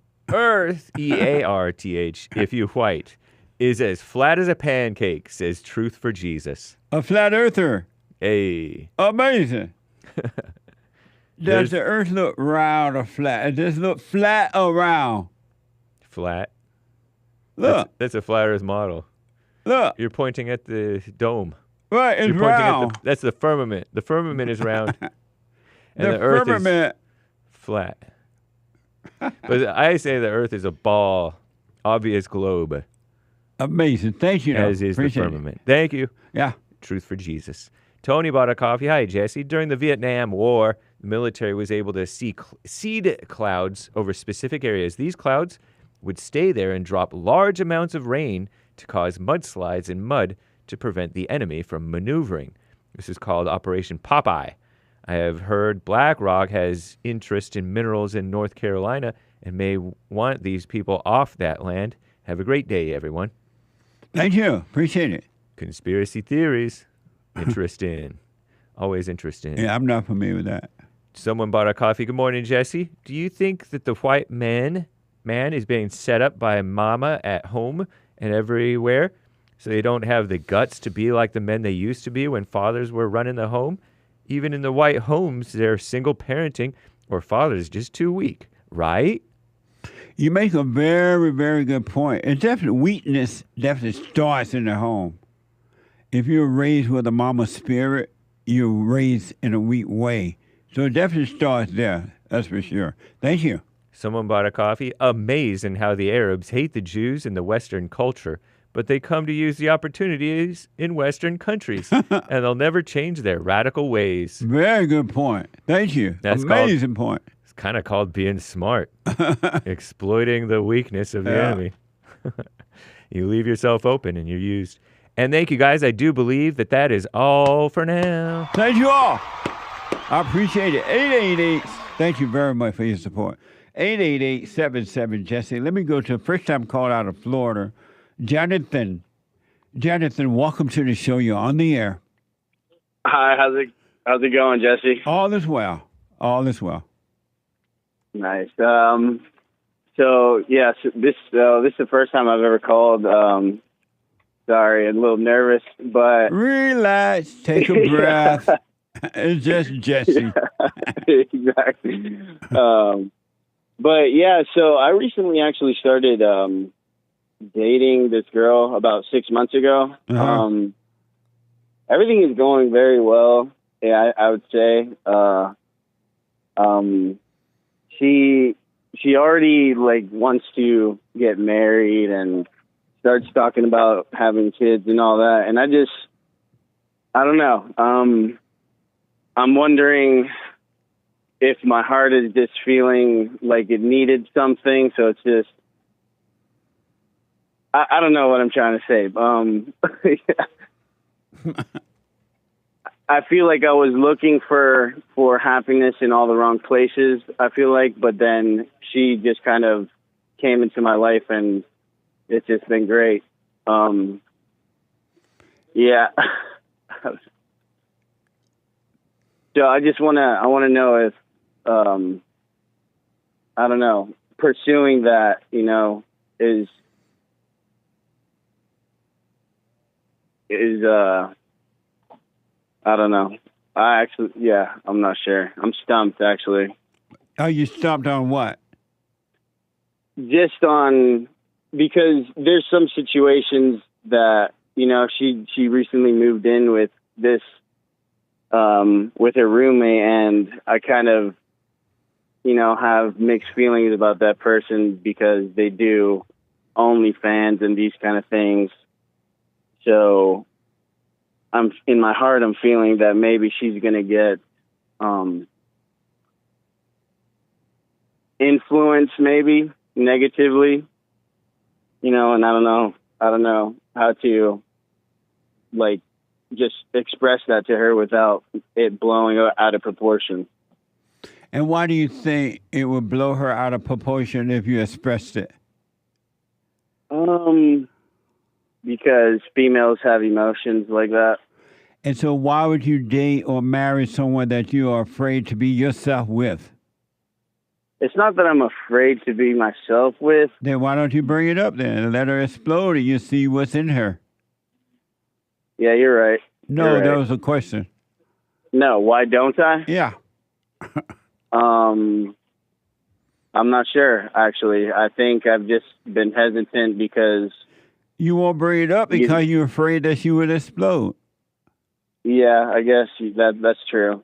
Or that, I don't want to hurt her feelings or something like that. And so how would you be the head of her if you're afraid to hurt her feelings when you know feelings are not necessary?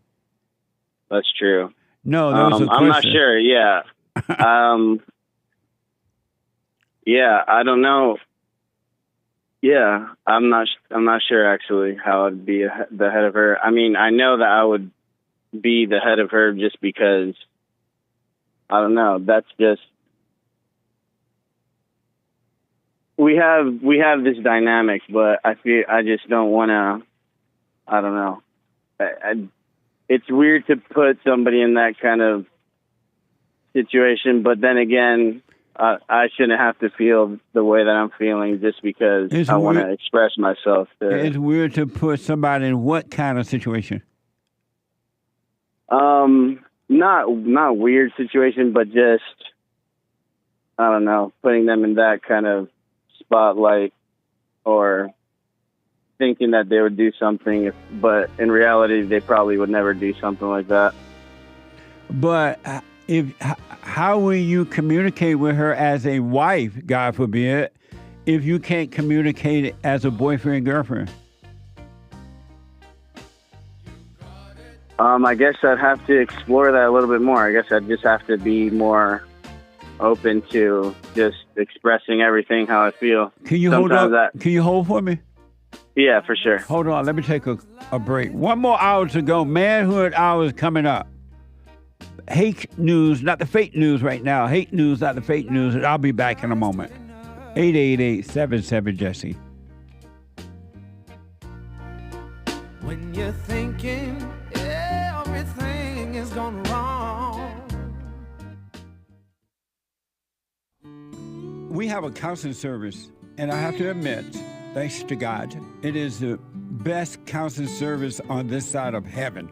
I counsel with men and women, families, individuals around the world. Most people are unhappy, they're miserable, they have rough lives, they're depressed, suicidal, young and old, of all races. I understand, I know why, and I do understand it. Because exactly what's happening in me is happening with everybody outside of me, inside of them. And I've noticed that with those who really, really, really want to understand, they overcome it just like that, out of one counseling session. If you need counseling, you can go to rebuildingtheman.com or call 800-411-2663. 800-411-BOND. Best counseling service on this side of heaven.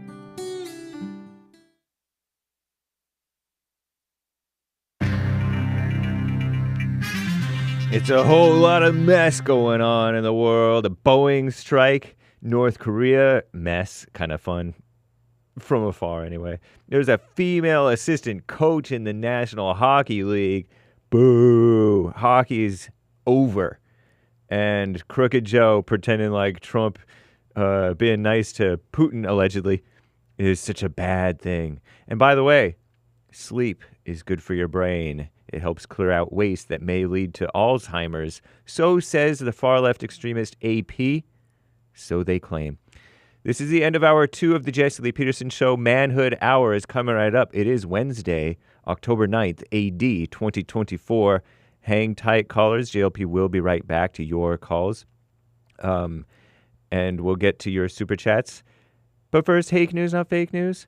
Commie Nonsense Network, CNN reports. Boeing and the union that represents 33,000 striking employees at the company say negotiations between the two have broken down and no new talks are scheduled. Quote, the union made non-negotiable demands in far in excess of what can be accepted if we are to remain competitive as a business. So said Stephanie Pope, a female CEO of Boeing's commercial airplanes unit. Further negotiations do not make sense at this point, and our offer has been withdrawn, she said. Members of the International Association of Machinists have been on strike nearly a month over wage increases that they want and the loss of pension plans, grinding operations at the troubled manufacturer to a halt. What a mess, huh? And North Korea's army said today they will take a substantial military step, completely cutting off roads and rail links to South Korea. Since January, Pyongyang that's the capital of North Korea, has fortified their heavily armored border, laying landmines, wow, scary, building anti-tank traps, and removing railway infrastructure. North Korean leader Kim Jong-un has also ramped up his fiery rhetoric against the South, referring to it as the North's primary foe and invariable principal enemy. Kim's latest escalation comes as inter-Korean hostilities have simmered this year as North Korea appears to have intensified its nuclear production efforts and strengthened ties with Russia, deepening widespread concern over the West, in the West, over the isolated nation's direction. We need Trump back in charge, right? Trump back in charge means things are coming together. Him not there, falling apart. And Seattle Kraken's assistant coach, Jessica Campbell, aged 32, Commie Nonsense Network says, made history. Tuesday, maybe they made the team history because they're done for. On the opening night of National Hockey League season by becoming the first female assistant coach in the male men's playing league. Disgusting. I bet they have mixed feelings about it. Mildly attractive gal. Crooked Joe Biden is all hyped.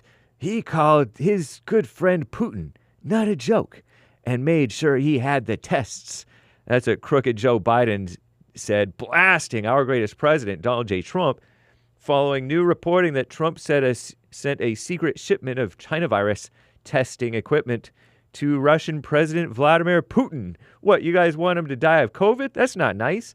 For his personal use during the height of the scamdemic, I call it. Pandemic, they call it. Trump has denied those reports, so we don't even know if he did it. And a peek inside what the human brain shows that it cleans out the kind of waste that leads to Alzheimer's. Brain cells use a lot of nutrients, which means they make a lot of waste. Scientists thought that the brain has special plumbing to flush out the cellular trash, especially during sleep. They could see it happening in mice. Now researchers spotted the network of tiny waste-clearing channels in the brains of living people due to imaging. Remarkably active during sleep, the brain is. One reason, the time it takes to deep clean. That's when they deep cleans. Isn't that nice? Losing a good night's sleep muddles your thinking. Makes sense. I'm James Hake. Now back to JLP, Hour 3.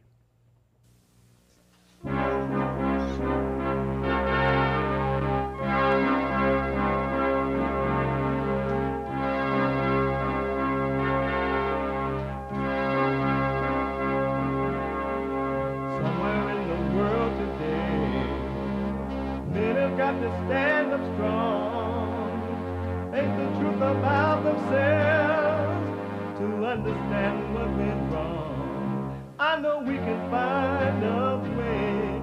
I know we can find a way. I know we can find a way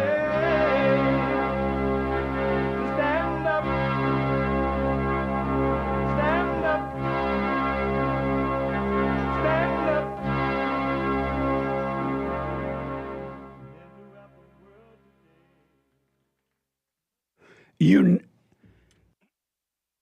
Excuse me, uniting the races with truth instead of dividing them with lies. We're also rebuilding the family by rebuilding the man. I'm JLP Peterson. Welcome to the third hour of the show already. You can get involved. There is one line open. You can get involved by calling 888-7753-773.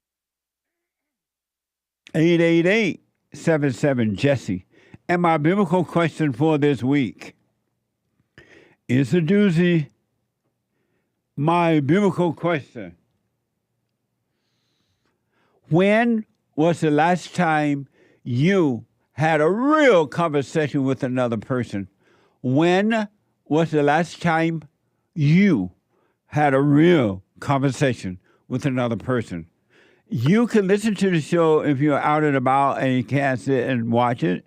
You can podcast, but you can be listening on your iPhone or iPad anywhere in the world. And we are heard around the world by everybody and they mama if you're black. And if you're white, everybody and their mama. We are heard around the world. So you can listen to the show no matter what you're doing by calling the listen line on TalkStream Live at 605-615-4131. 605-615-4131. And to donate and have your comments read out loud, go to Buy Me a Coffee. BuyMeACoffee.com/JLP Talk. Or Bond JLP Cash App. Bond JLP Cash App. It's Wednesday. It's the last hour of the show on Wednesday.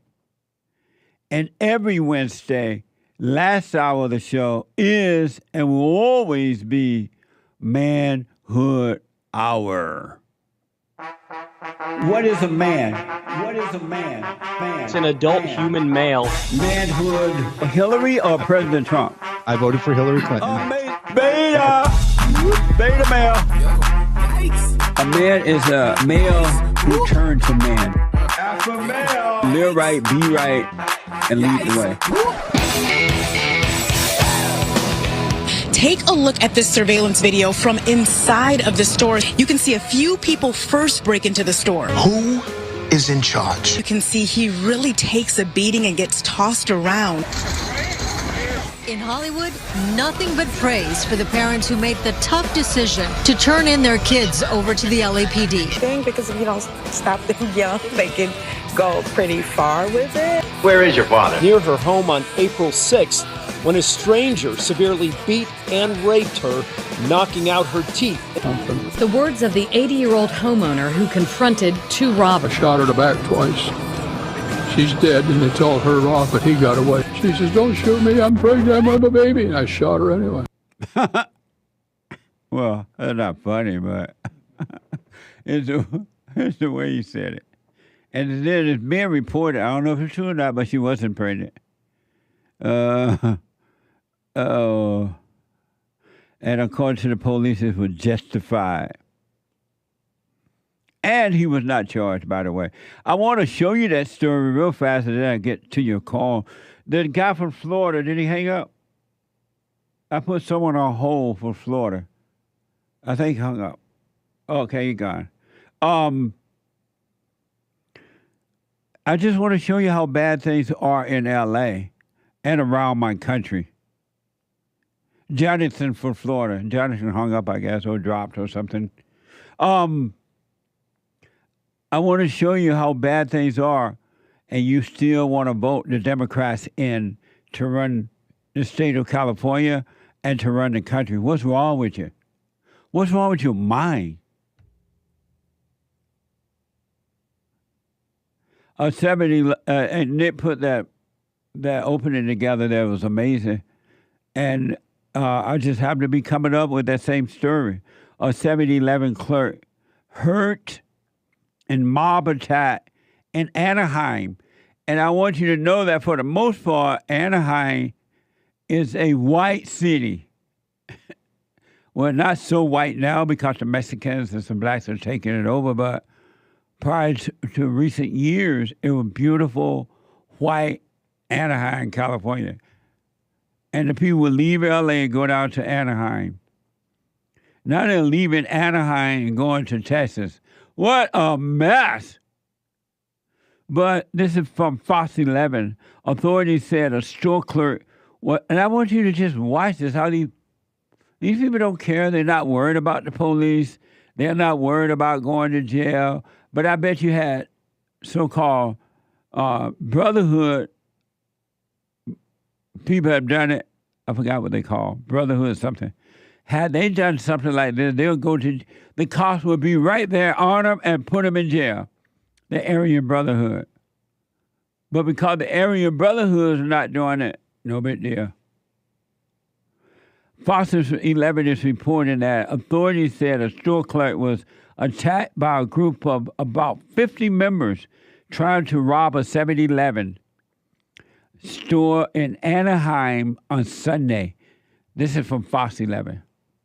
Take a look at this surveillance video from inside of the store so you can see all that unfolded at this store on Knott Avenue at around 1:30 on Sunday. You can see a few people first break into the store. Narinder has a stick and is trying to fend off the mob that just keeps growing, but he gets punched and a rock even thrown at him. In the video, you can see he really takes a beating and gets tossed around. The robbers took about $300 in cash, lottery tickets, and cigarettes. And here's another angle of this attack. Again, you can see this door to the 7-Eleven was locked, but a group pulls on the door until it opens. Police were initially responding to a call about a street takeover in the area when the robbery happened. So they were delayed by that street takeover. And by the time they arrived, the suspects were gone. By the time the police get there, the suspects are gone. What sense does that make?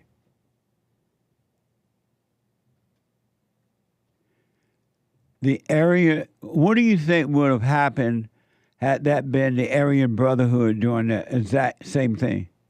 The cops would have gone there before they could get the door open.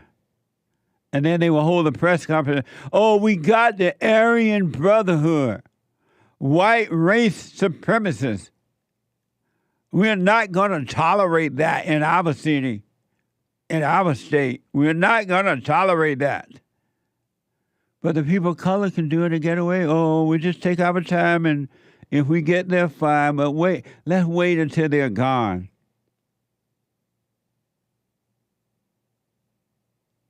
Don't worry, it's not white people doing it.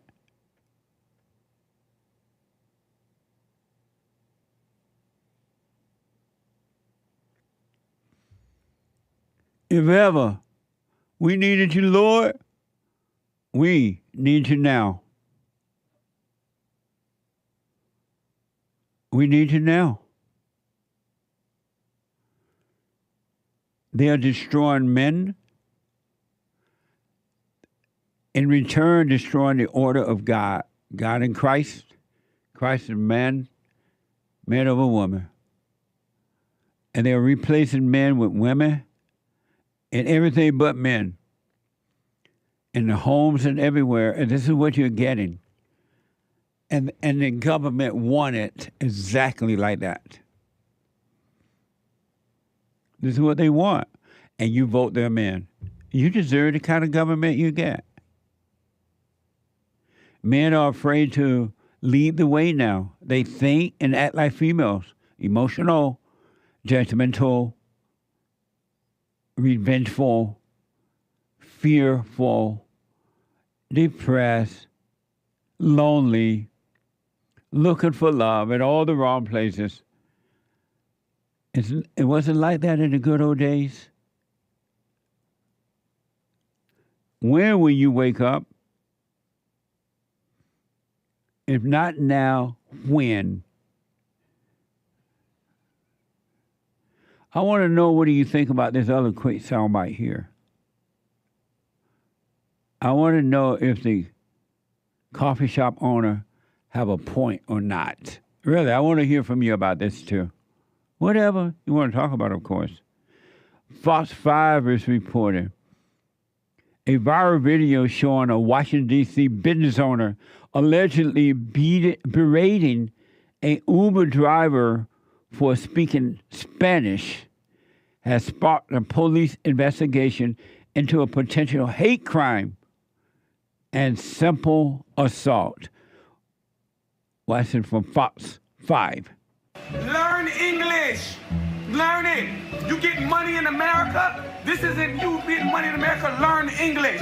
This is the moment the owner of Canna Coffee on Florida Avenue in Northwest D.C. yells at an Uber food delivery driver, Gregorio Amundaray, because he doesn't speak English. The video is going viral on TikTok with more than 1 million views. Porque fue lo primero que se me vino a la mente. Pensé que... Gregorio is telling Fox 5 his natural instinct was to start recording to protect himself because the situation was quickly escalating and it was very uncomfortable. Me hace sentir humillado, frustrado. He says there was no need for him to be treated so disrespectfully. He moved to this country from Venezuela to get ahead in life and help his family. The intense interactions continues for an entire minute and ends with the owner shoving a bag of food at Gregorio's chest.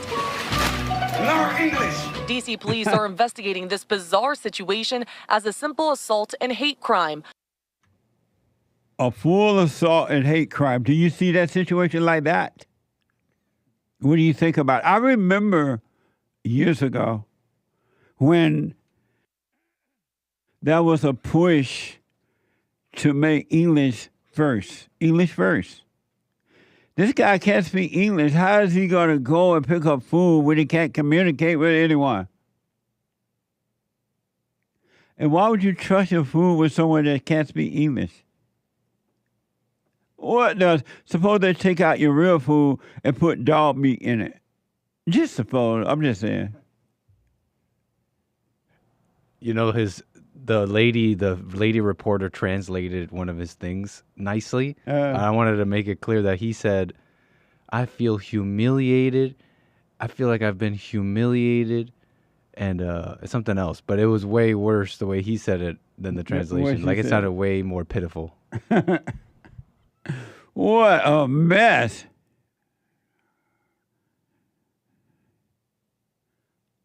Anger is never good, so the clerk should not have gotten angry, but still spoke his mind about that. In America, English. Oh, no, senor. You speak English? No, senor, no English. Mamma mia, no, senor. What the? 888-7753-773. Jack is a first-time caller out of West Virginia. Jack, welcome to the show. You're on the air. Oh, Mr. Jesse Peterson, it's a pleasure, an honor, and a privilege to be speaking with you today, sir. Thank you, Jack. I appreciate that. Well, to comment on what you were just speaking about Spanish and English here in the United States. Yes. I want to remind you and your viewers that Spanish is recognized as a secondary language here in the U.S. Where? If you go ahead and look on Wikipedia for the demographics in the United States, it will mention Spanish as a secondary language. Oh, okay. And so was that guy, was the clerk wrong for yelling at the guy that he should speak English? Well, the situation, from my viewpoint, could have been handled a lot differently. If the driver didn't understand English, yeah, he was a food delivery driver, it's more than simple to look up a translating app on Google and use to communicate that way with. Are you saying the guy that didn't speak English should look up a translation map? Well, either or. The guy that spoke English or the guy that spoke Spanish could have done it, and it would have found to be a lot easier to communicate. Why should it have been the guy that spoke English in his country? Why should he have to look it up rather than the person that's in the country and not speak English? Well, you're correct in that point. I mean, no, there was no question. The person that was in the country should know that when you go to a different country that's not your own, you need to learn how to assimilate. Yeah. So was the clerk wrong or the guy that didn't speak English wrong? Well, I guess they were both wrong. And how was the clerk wrong? If the clerk didn't know how to communicate, but the clerk knew that the gentleman was Spanish, he could have found a way to communicate with him. Why is this clerk job, the English-speaking clerk job in his own country, why is it his responsibility to find a way to communicate rather than the guy that's not in the country in the right, I don't know if he's legal or illegal, but why is it upon the clerk and not the man that didn't speak English? You're right. No, there was some questions. The clerk was in the right because he's obviously in the U.S. He's definitely in the right. Although I don't think he should have yelled at the guy to speak English. He could have been maybe a little bit more polite about it, maybe a little bit more understanding. I myself speak 5 different languages. I speak English, I speak Italian, I speak Portuguese, I speak French, and obviously English. Right. Well, I don't know if the pickup driver or delivery driver was illegal or not, but we gotta when they come into our country, they gotta speak English. Oh, absolutely, without a doubt. Yeah. When my parents came over from Portugal back into the 60s, they had to assimilate to American culture, and they had to learn how to speak English too. Right. When my parents came over from Portugal, neither one of them knew a lick of English. They couldn't even yell help if they needed it. So they knew they were becoming American citizens, and they had to assimilate. They had to learn how to speak English, but they also had to learn how to read English for the citizenship exams. Yeah. And do you agree with me that we need a law that says English first in America?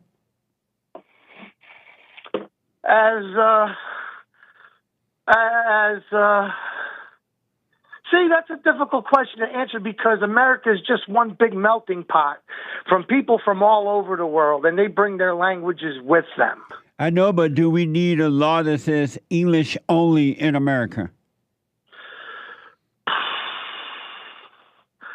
A law? That's a tough call with a law.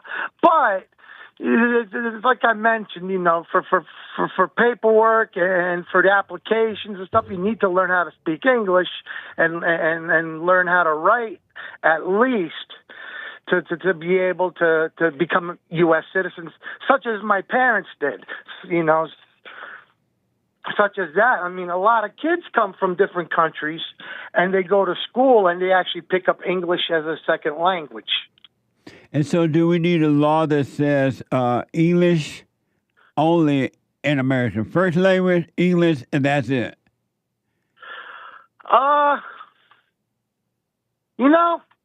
I think the law would be good about as far as passing the law and making it a law is going to be very difficult, but not to say that it can't be done. And should it be done? Because if there's no law that requires that, then people are not going to do it. I guess that would depend on the individual. And so do we need a law that says English first, English only? If such a law can be passed, I say why not? Right on, Jack. This is the house that Jack built, y'all. Amazing. Thank you, Jack. I thank you, sir. I appreciate it. And if I may ask for one thing. Oh, okay. I'm in need of some prayer. I got some legal stuff going on right now that nothing serious, of course, but it's stuff that's been haunting me now for at least 10 years, and now I'm facing it. Okay. You know, I'm the king of procrastination. I wait till the last minute to do stuff. Oh, okay. Well, I wish you well with that, and then just don't overreact. And just taking one step and one day at a time, and it'll work itself out. Definitely. I definitely appreciate that if you and your viewers can throw a prayer for me there. Absolutely. I wish you well. I wish you well with that, Jack. I thank you, sir. All right, buddy. Have a good day. I'll be talking to you soon. Thank you for the uplifting words. Right on. You're welcome. Amazing. Justin is out of New Jersey. Justin, welcome to the show. There's one line open, 888-77 Justin. Justin, welcome to the show. You're on the air. Hey, Jesse, how you doing? All is well. All right. I think we talked about a year ago. I don't know if you remember me or not. A year ago? What's up? It was a year. I asked you about Halloween. And, I don't even remember my son's name after a year. Okay. All right. But go ahead. I was listening to this preacher, another guy. I think his name's like Cliff or something. No, the name is not necessary. Go ahead. Okay. So he was talking about the Old Testament and how God's more wrathful in the Old Testament and all that. But he says that the Old Testament and the New Testament combined shows how God is good. And just as in the Old Testament, how God hates evil, he says, that we are called to hate evil as well. And if you can stand by and watch evil happen and do nothing about it, then you are not good. This is what he says. So I'm wondering your opinion on that. Are we called to hate evil? I guess not with like human hate, but with some kind of righteous hate, or is it not our responsibility? Because I think I've heard you say before that it's not really our responsibility to get mixed up in other people's problems and things like that. But right, what can you do about evil? You know, I really get confused about that. I think about that a lot, and I'm honestly not sure what I can do. I mean, am I supposed to do anything? Can you do anything about the evil that is within you? Oh, well, that, yeah, for sure. What can you do about the evil that is in you? Keep watching it. And then if you are watching it, what are you doing about it? It's a good question. I guess in watching it, I'm seeing its true nature. Well, in watching it, you're doing nothing about it, because if you can see evil, you also see that there's nothing you can do about it. That's why you just see it by the light of the Father. And the Father is the one that defeats evil. There's nothing we can do about it ourselves at all. And so, and knowing that that's true, what can you do about evil in someone else? Right. No, that was a question. Well, I see. Nothing, absolutely nothing. So your preacher is dumb.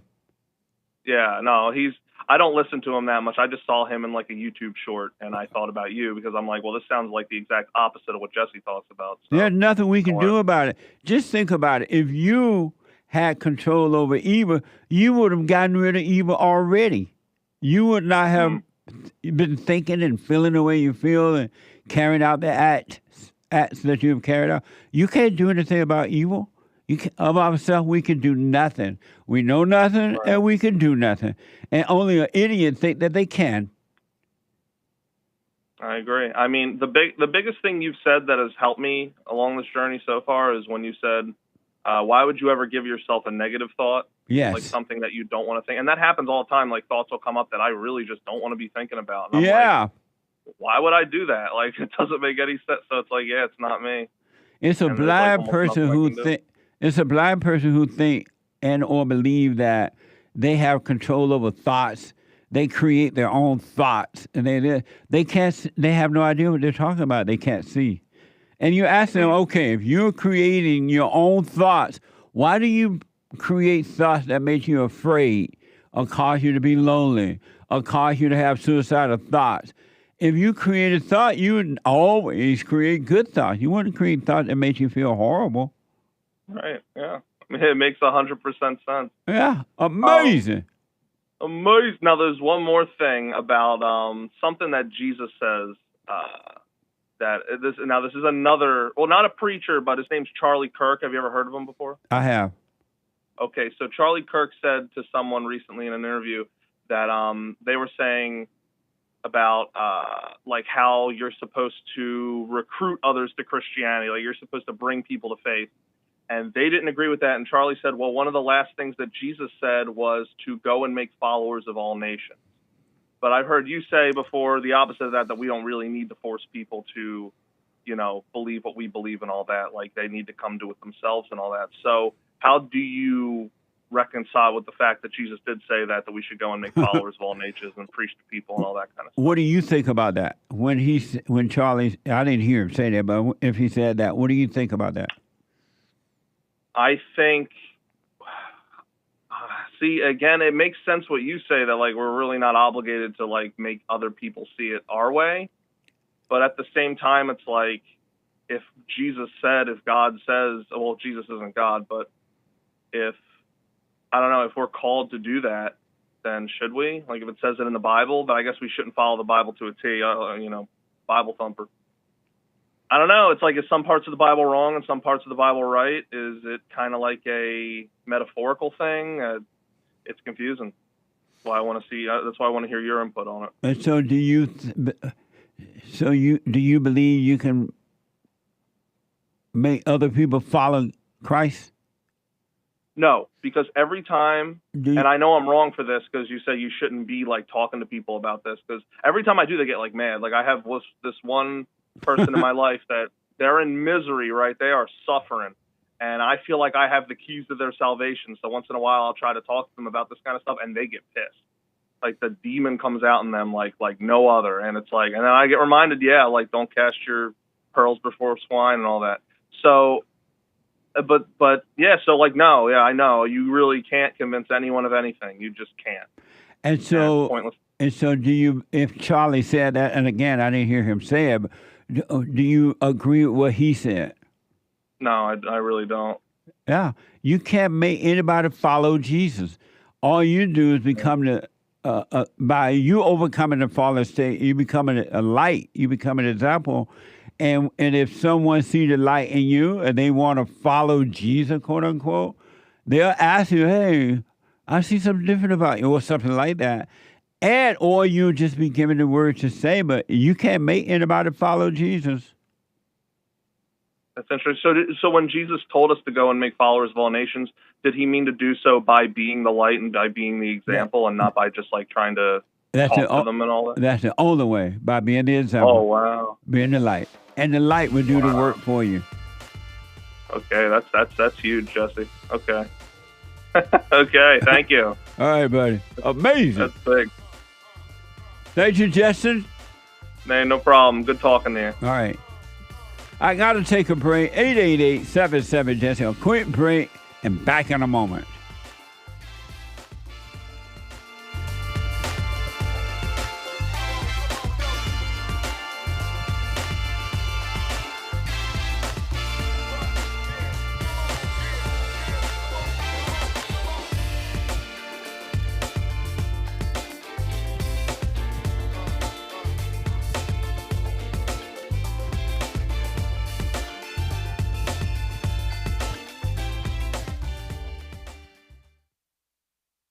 So I asked the question, are you better than a child molester? I've discovered over the 30 years of counseling The one thing that's missing,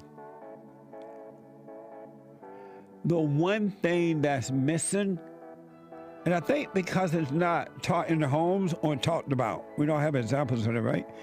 Is love. Our theme this year is to bring back Christianity, to love God with all our heart, soul, and might, our neighbor as ourselves, and to endure. And when you're in a fallen state, people will judge the molester but think they're better than the molester. And I ask, well, why do you think you're better? When I realized it doesn't matter what you think about yourself or how much you have or don't have or how you accomplish things in life or don't. If you have no love, you have nothing.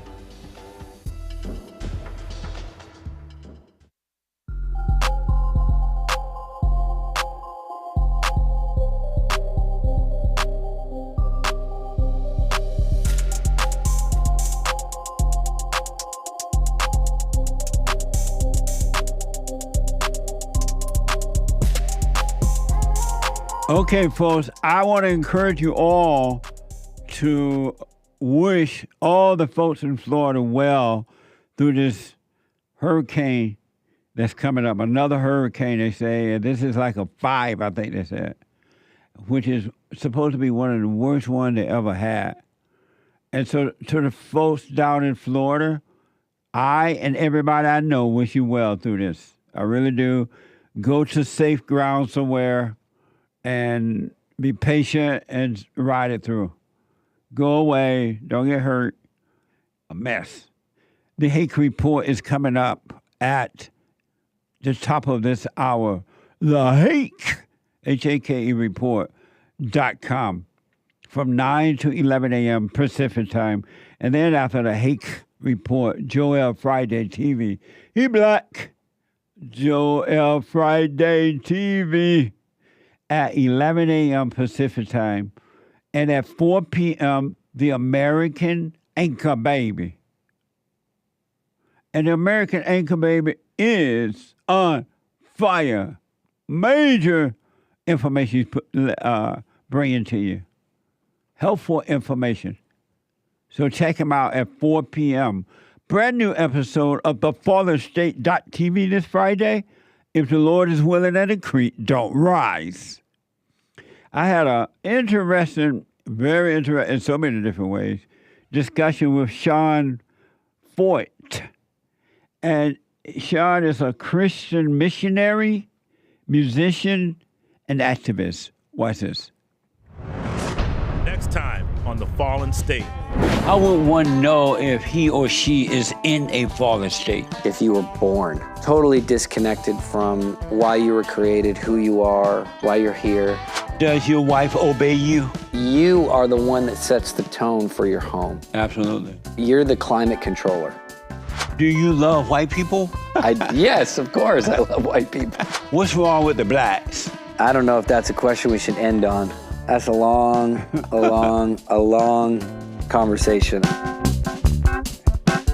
This Friday at 12 noon Pacific time, if the Lord is willing and the creek don't rise. And you can support the Fallen State right there. TheFallenState.tv/donate. TheFallenState.tv/donate or on locals.com. Just click on the description and the link. Locals.com. I do appreciate it. All right. And thank you all for supporting my nonprofit organization, Bond. We've been around almost 35 years now. Come February, if the Lord is willing, rebuilding the family by rebuilding the man. It's a 503c1, so you get your little tax back. I do appreciate it. Thank you. Go to rebuildingtheman.com or call 800-411-BOND, 800-411-2663, 501c3. I said 503c1. Whatever. 50. Thank you, Hake. 501c3. It's a nonprofit, all right?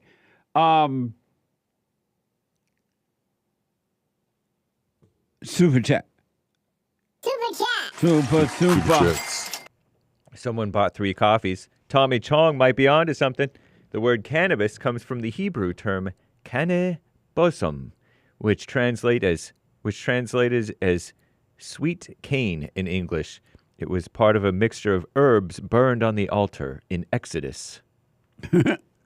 What? And so you believe in that when Moses went up to the mountain, he had a conversation with a joint or the Spirit of God?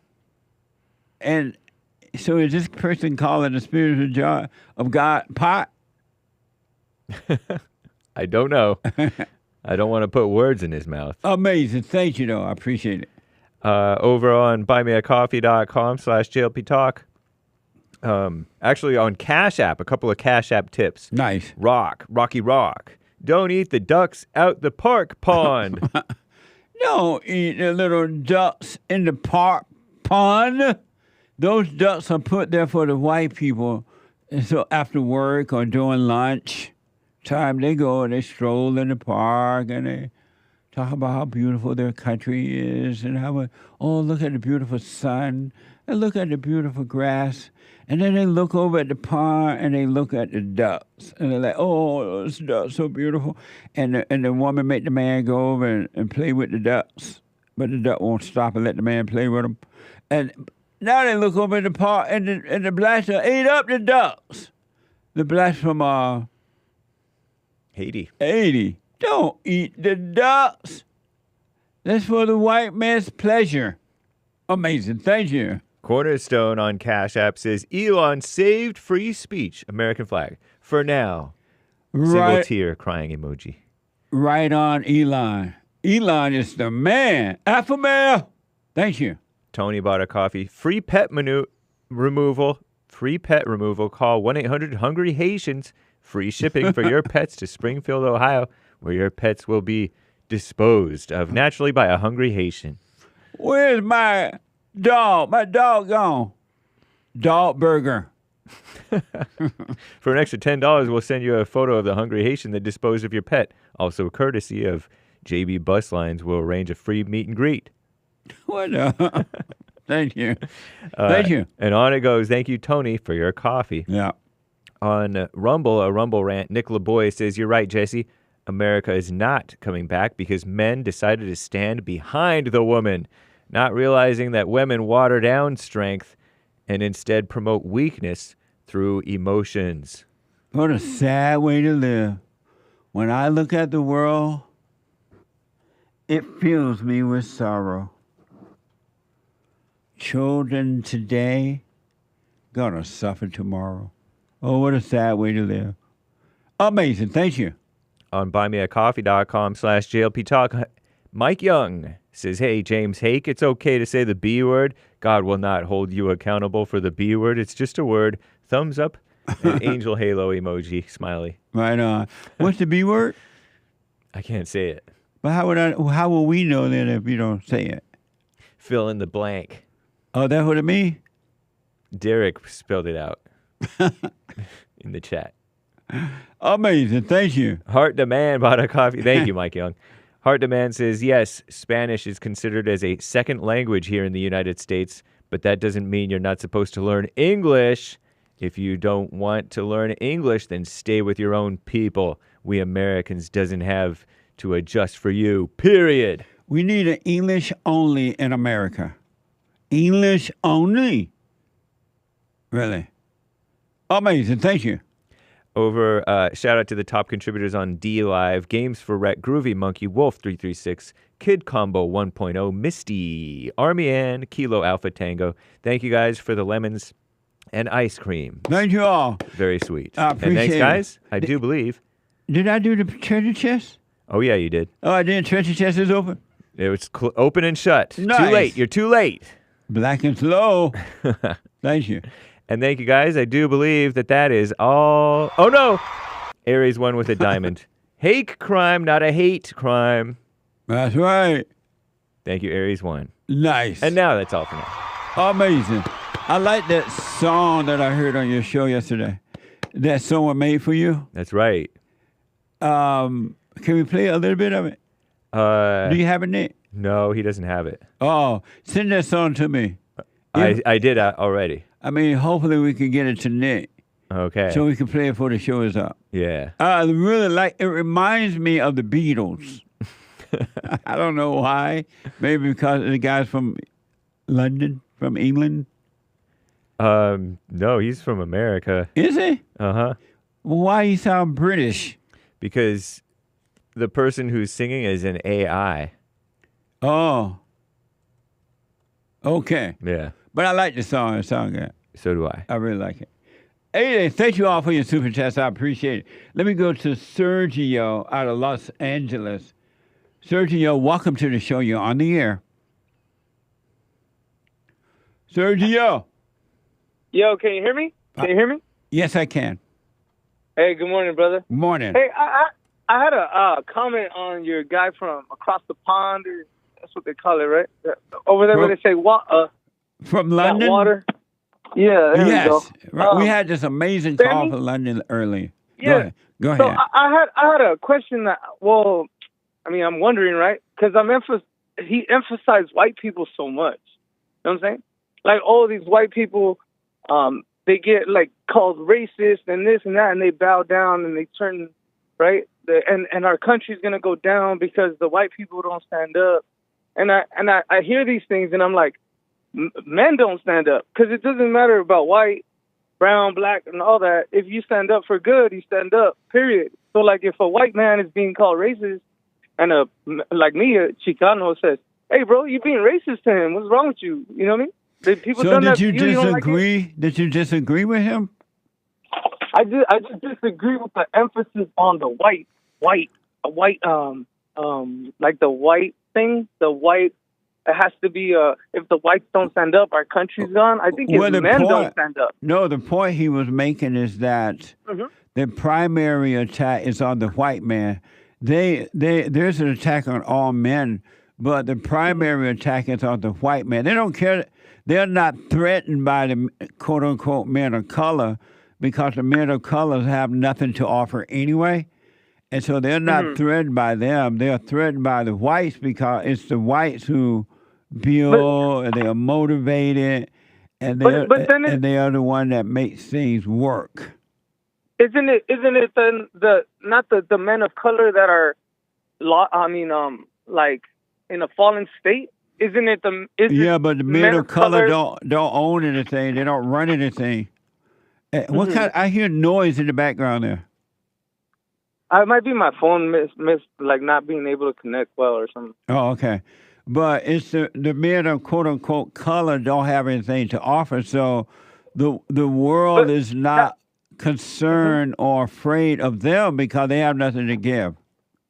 And then that's where we can make an impact, right? Because if they're not concerned with men of color, because you're a man of color, right? And you own stuff.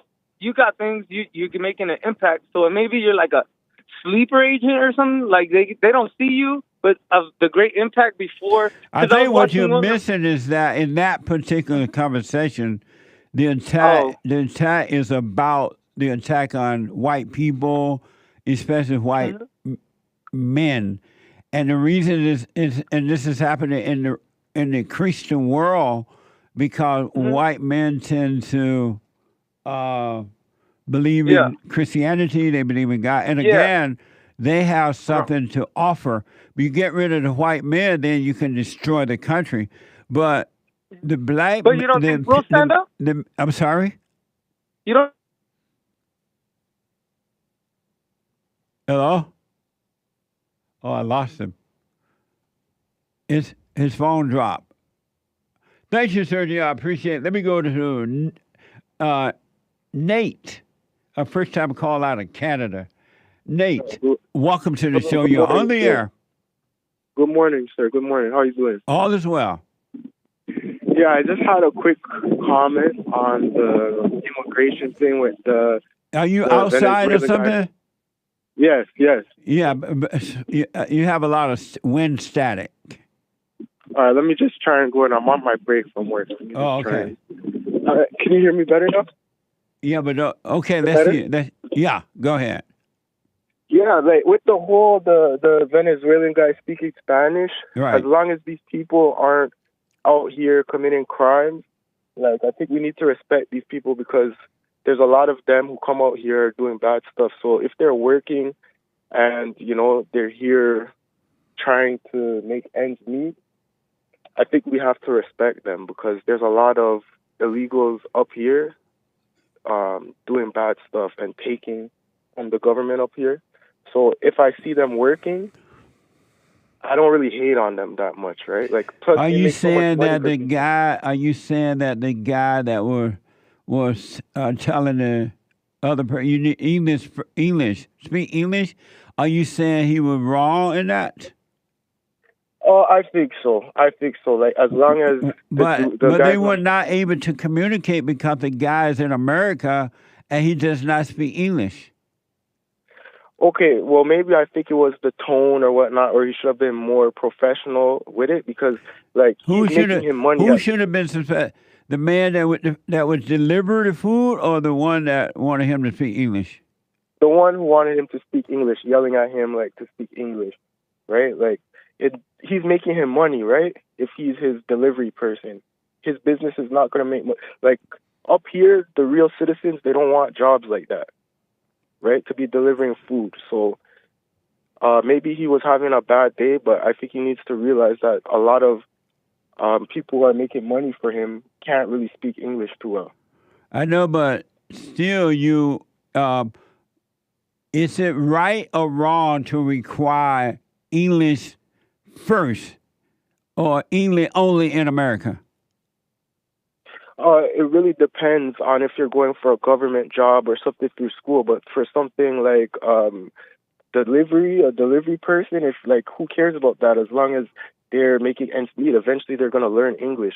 I know, but you need to speak to you need to communicate with the person that's delivering your food. Of course, but there's lots of different ways, like, you know, they have Spanglish or whatnot. Like, as long as you can say a few words, it's not like you're trying to be a rocket scientist or I know, but he couldn't say, like, according to the report, it appeared that he spoke no English at all. Well, I didn't see the report. I'm just speaking in general from what I see here in a major city where we have a lot of immigrants. Yeah, so I just think people need to be appreciative of the immigrants or the refugees who are actually trying to... Why? It's not our job to appreciate them. We have the American citizen who should who should have the jobs first, and we should not appreciate the illegal aliens. I mean, the so-called immigrants. I don't know if the guy was an illegal alien or not. Well, exactly, right? All I'm saying is anybody who's here trying to do the right thing legally, make money, like, without committing a crime, like, to register for Uber, a lot of these places, you have to show some form of legitimacy, right? So I think it's really on Uber or whoever it is if they're not checking their people properly. Right, it's on Uber to make sure they hire the right people, that's for sure. Exactly. Yeah, it's on them, right? It's not on the people who are taking advantage. But as long as they're not committing crimes, because there's a lot of people here who I see who are taking advantage, who come in as immigrants or refugees, but those people are a different category, right? Than these people who are trying to... But the immigrants are coming here, and they're like destroying the country. They're not helping the country. Not all of them, because like I said, if I was a business owner, or even the last time I checked up here, I believe 20 to 30% of the construction industry was illegal immigrants. That's not good. That's bad. Well, like I said, depending if you're a businessman, no, you want to get those jobs to Canadian citizens. No, you don't. You want to put money in your pocket. Well, that's selfishness.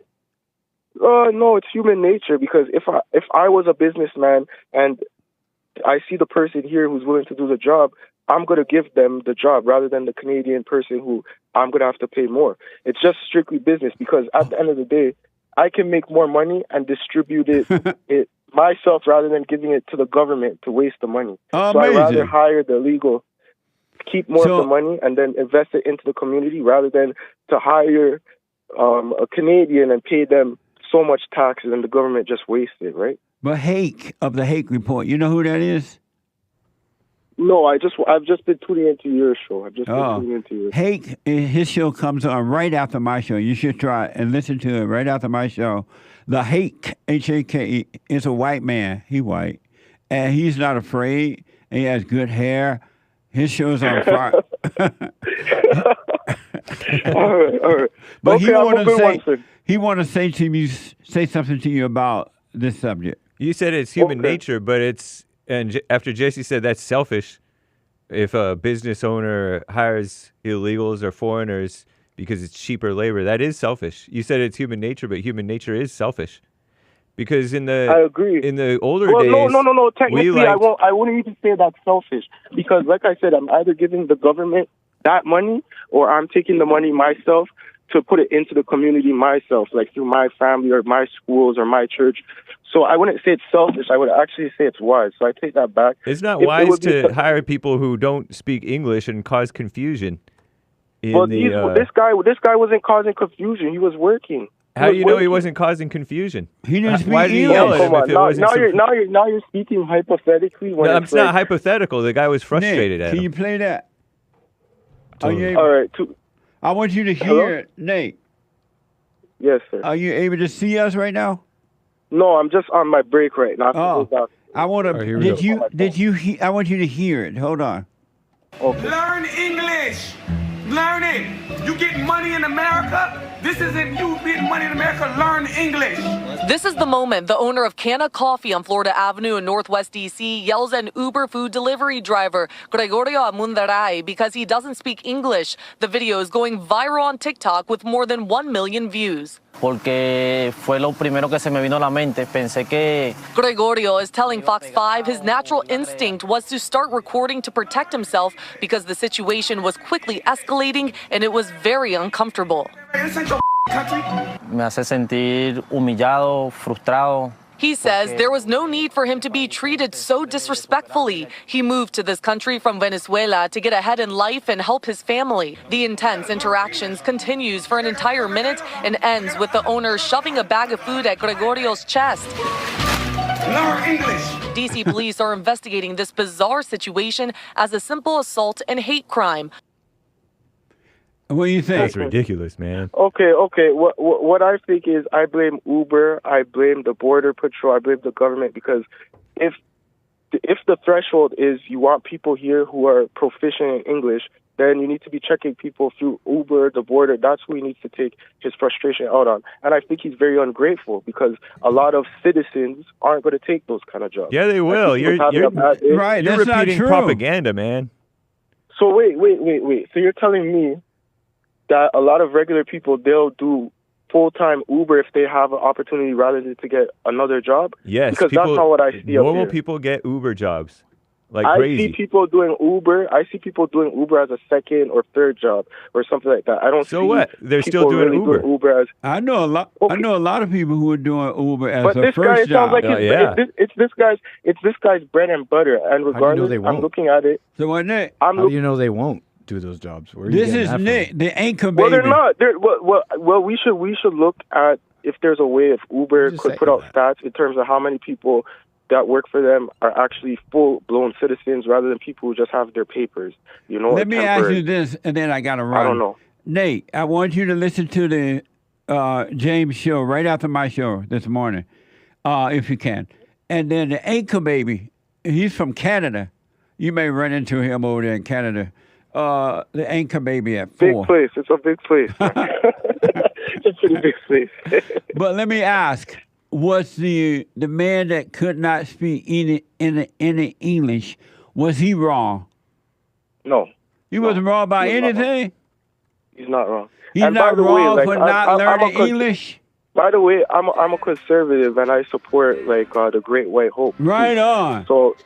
But at the same time, he's not wrong. I blame the government. Why he's Uber not wrong for not corporations. learning English? Because that's not the standard. That's not the standard. Nobody asked him at Uber when he came here to get his papers if he could speak English. They should have. You can't lie about that. You can't lie about that, right? Right. Nobody. Well, they should have. It's not his fault, man. You gotta blame the people who are in charge. All right, have a good one, guys. Yeah, Great thank you, show. Nate. I appreciate it. God bless. You too, buddy. I am so out of time. Interesting. How many of you believe that the store owner was wrong as opposed to the man that could not speak any English? Now, the guy should have gotten angry and threw the food at him and all that. That's ridiculous, of course. There's never a reason to be angry. Never. A reason to be angry. There's never, no matter what happens. I'm out of time. The Hake Report is coming up now. So check him out. He's already warming up in the bullpen. TheHakeReport.com right now, coming up next. And then Joel Friday TV at 11 a.m. Pacific time. And then the American Anchor Baby, all the way from Canada to the USA, heard around the world. The American Anchor Baby at 4 p.m. Pacific time. Get on that straight and narrow, folks. Drop your anger. Forgive your mama. Forgive your daddy. And God will forgive you. Do the silent prayer. RebuildingTheMan.com/prayer. And watch. Watch amazing things happen. Your old nature will be taken away. And you'll be free. All right, I'm out of time. Rick out of Hampton. Sergio out of L.A. Matthew out of California. And somebody that just hung up. And another call coming in. I'm out of time. Tomorrow is, if the Lord is willing and the creek don't rise, Bible Thumper Thursday. Bring the word. And in the beginning, there was the word was God, God was the word was God, and God was the word. In the beginning. Take care. Bye. Thanks for your super chats and support. Put your hand up and hut. Because if we don't, then we lose, and then we gotta hit the fake news. Whoa.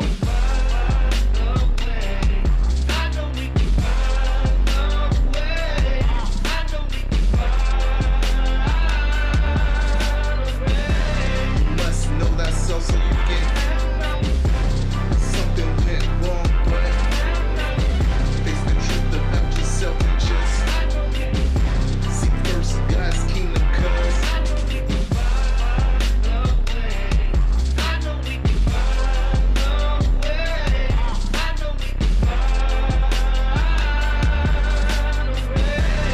must know thyself so you get something went wrong, but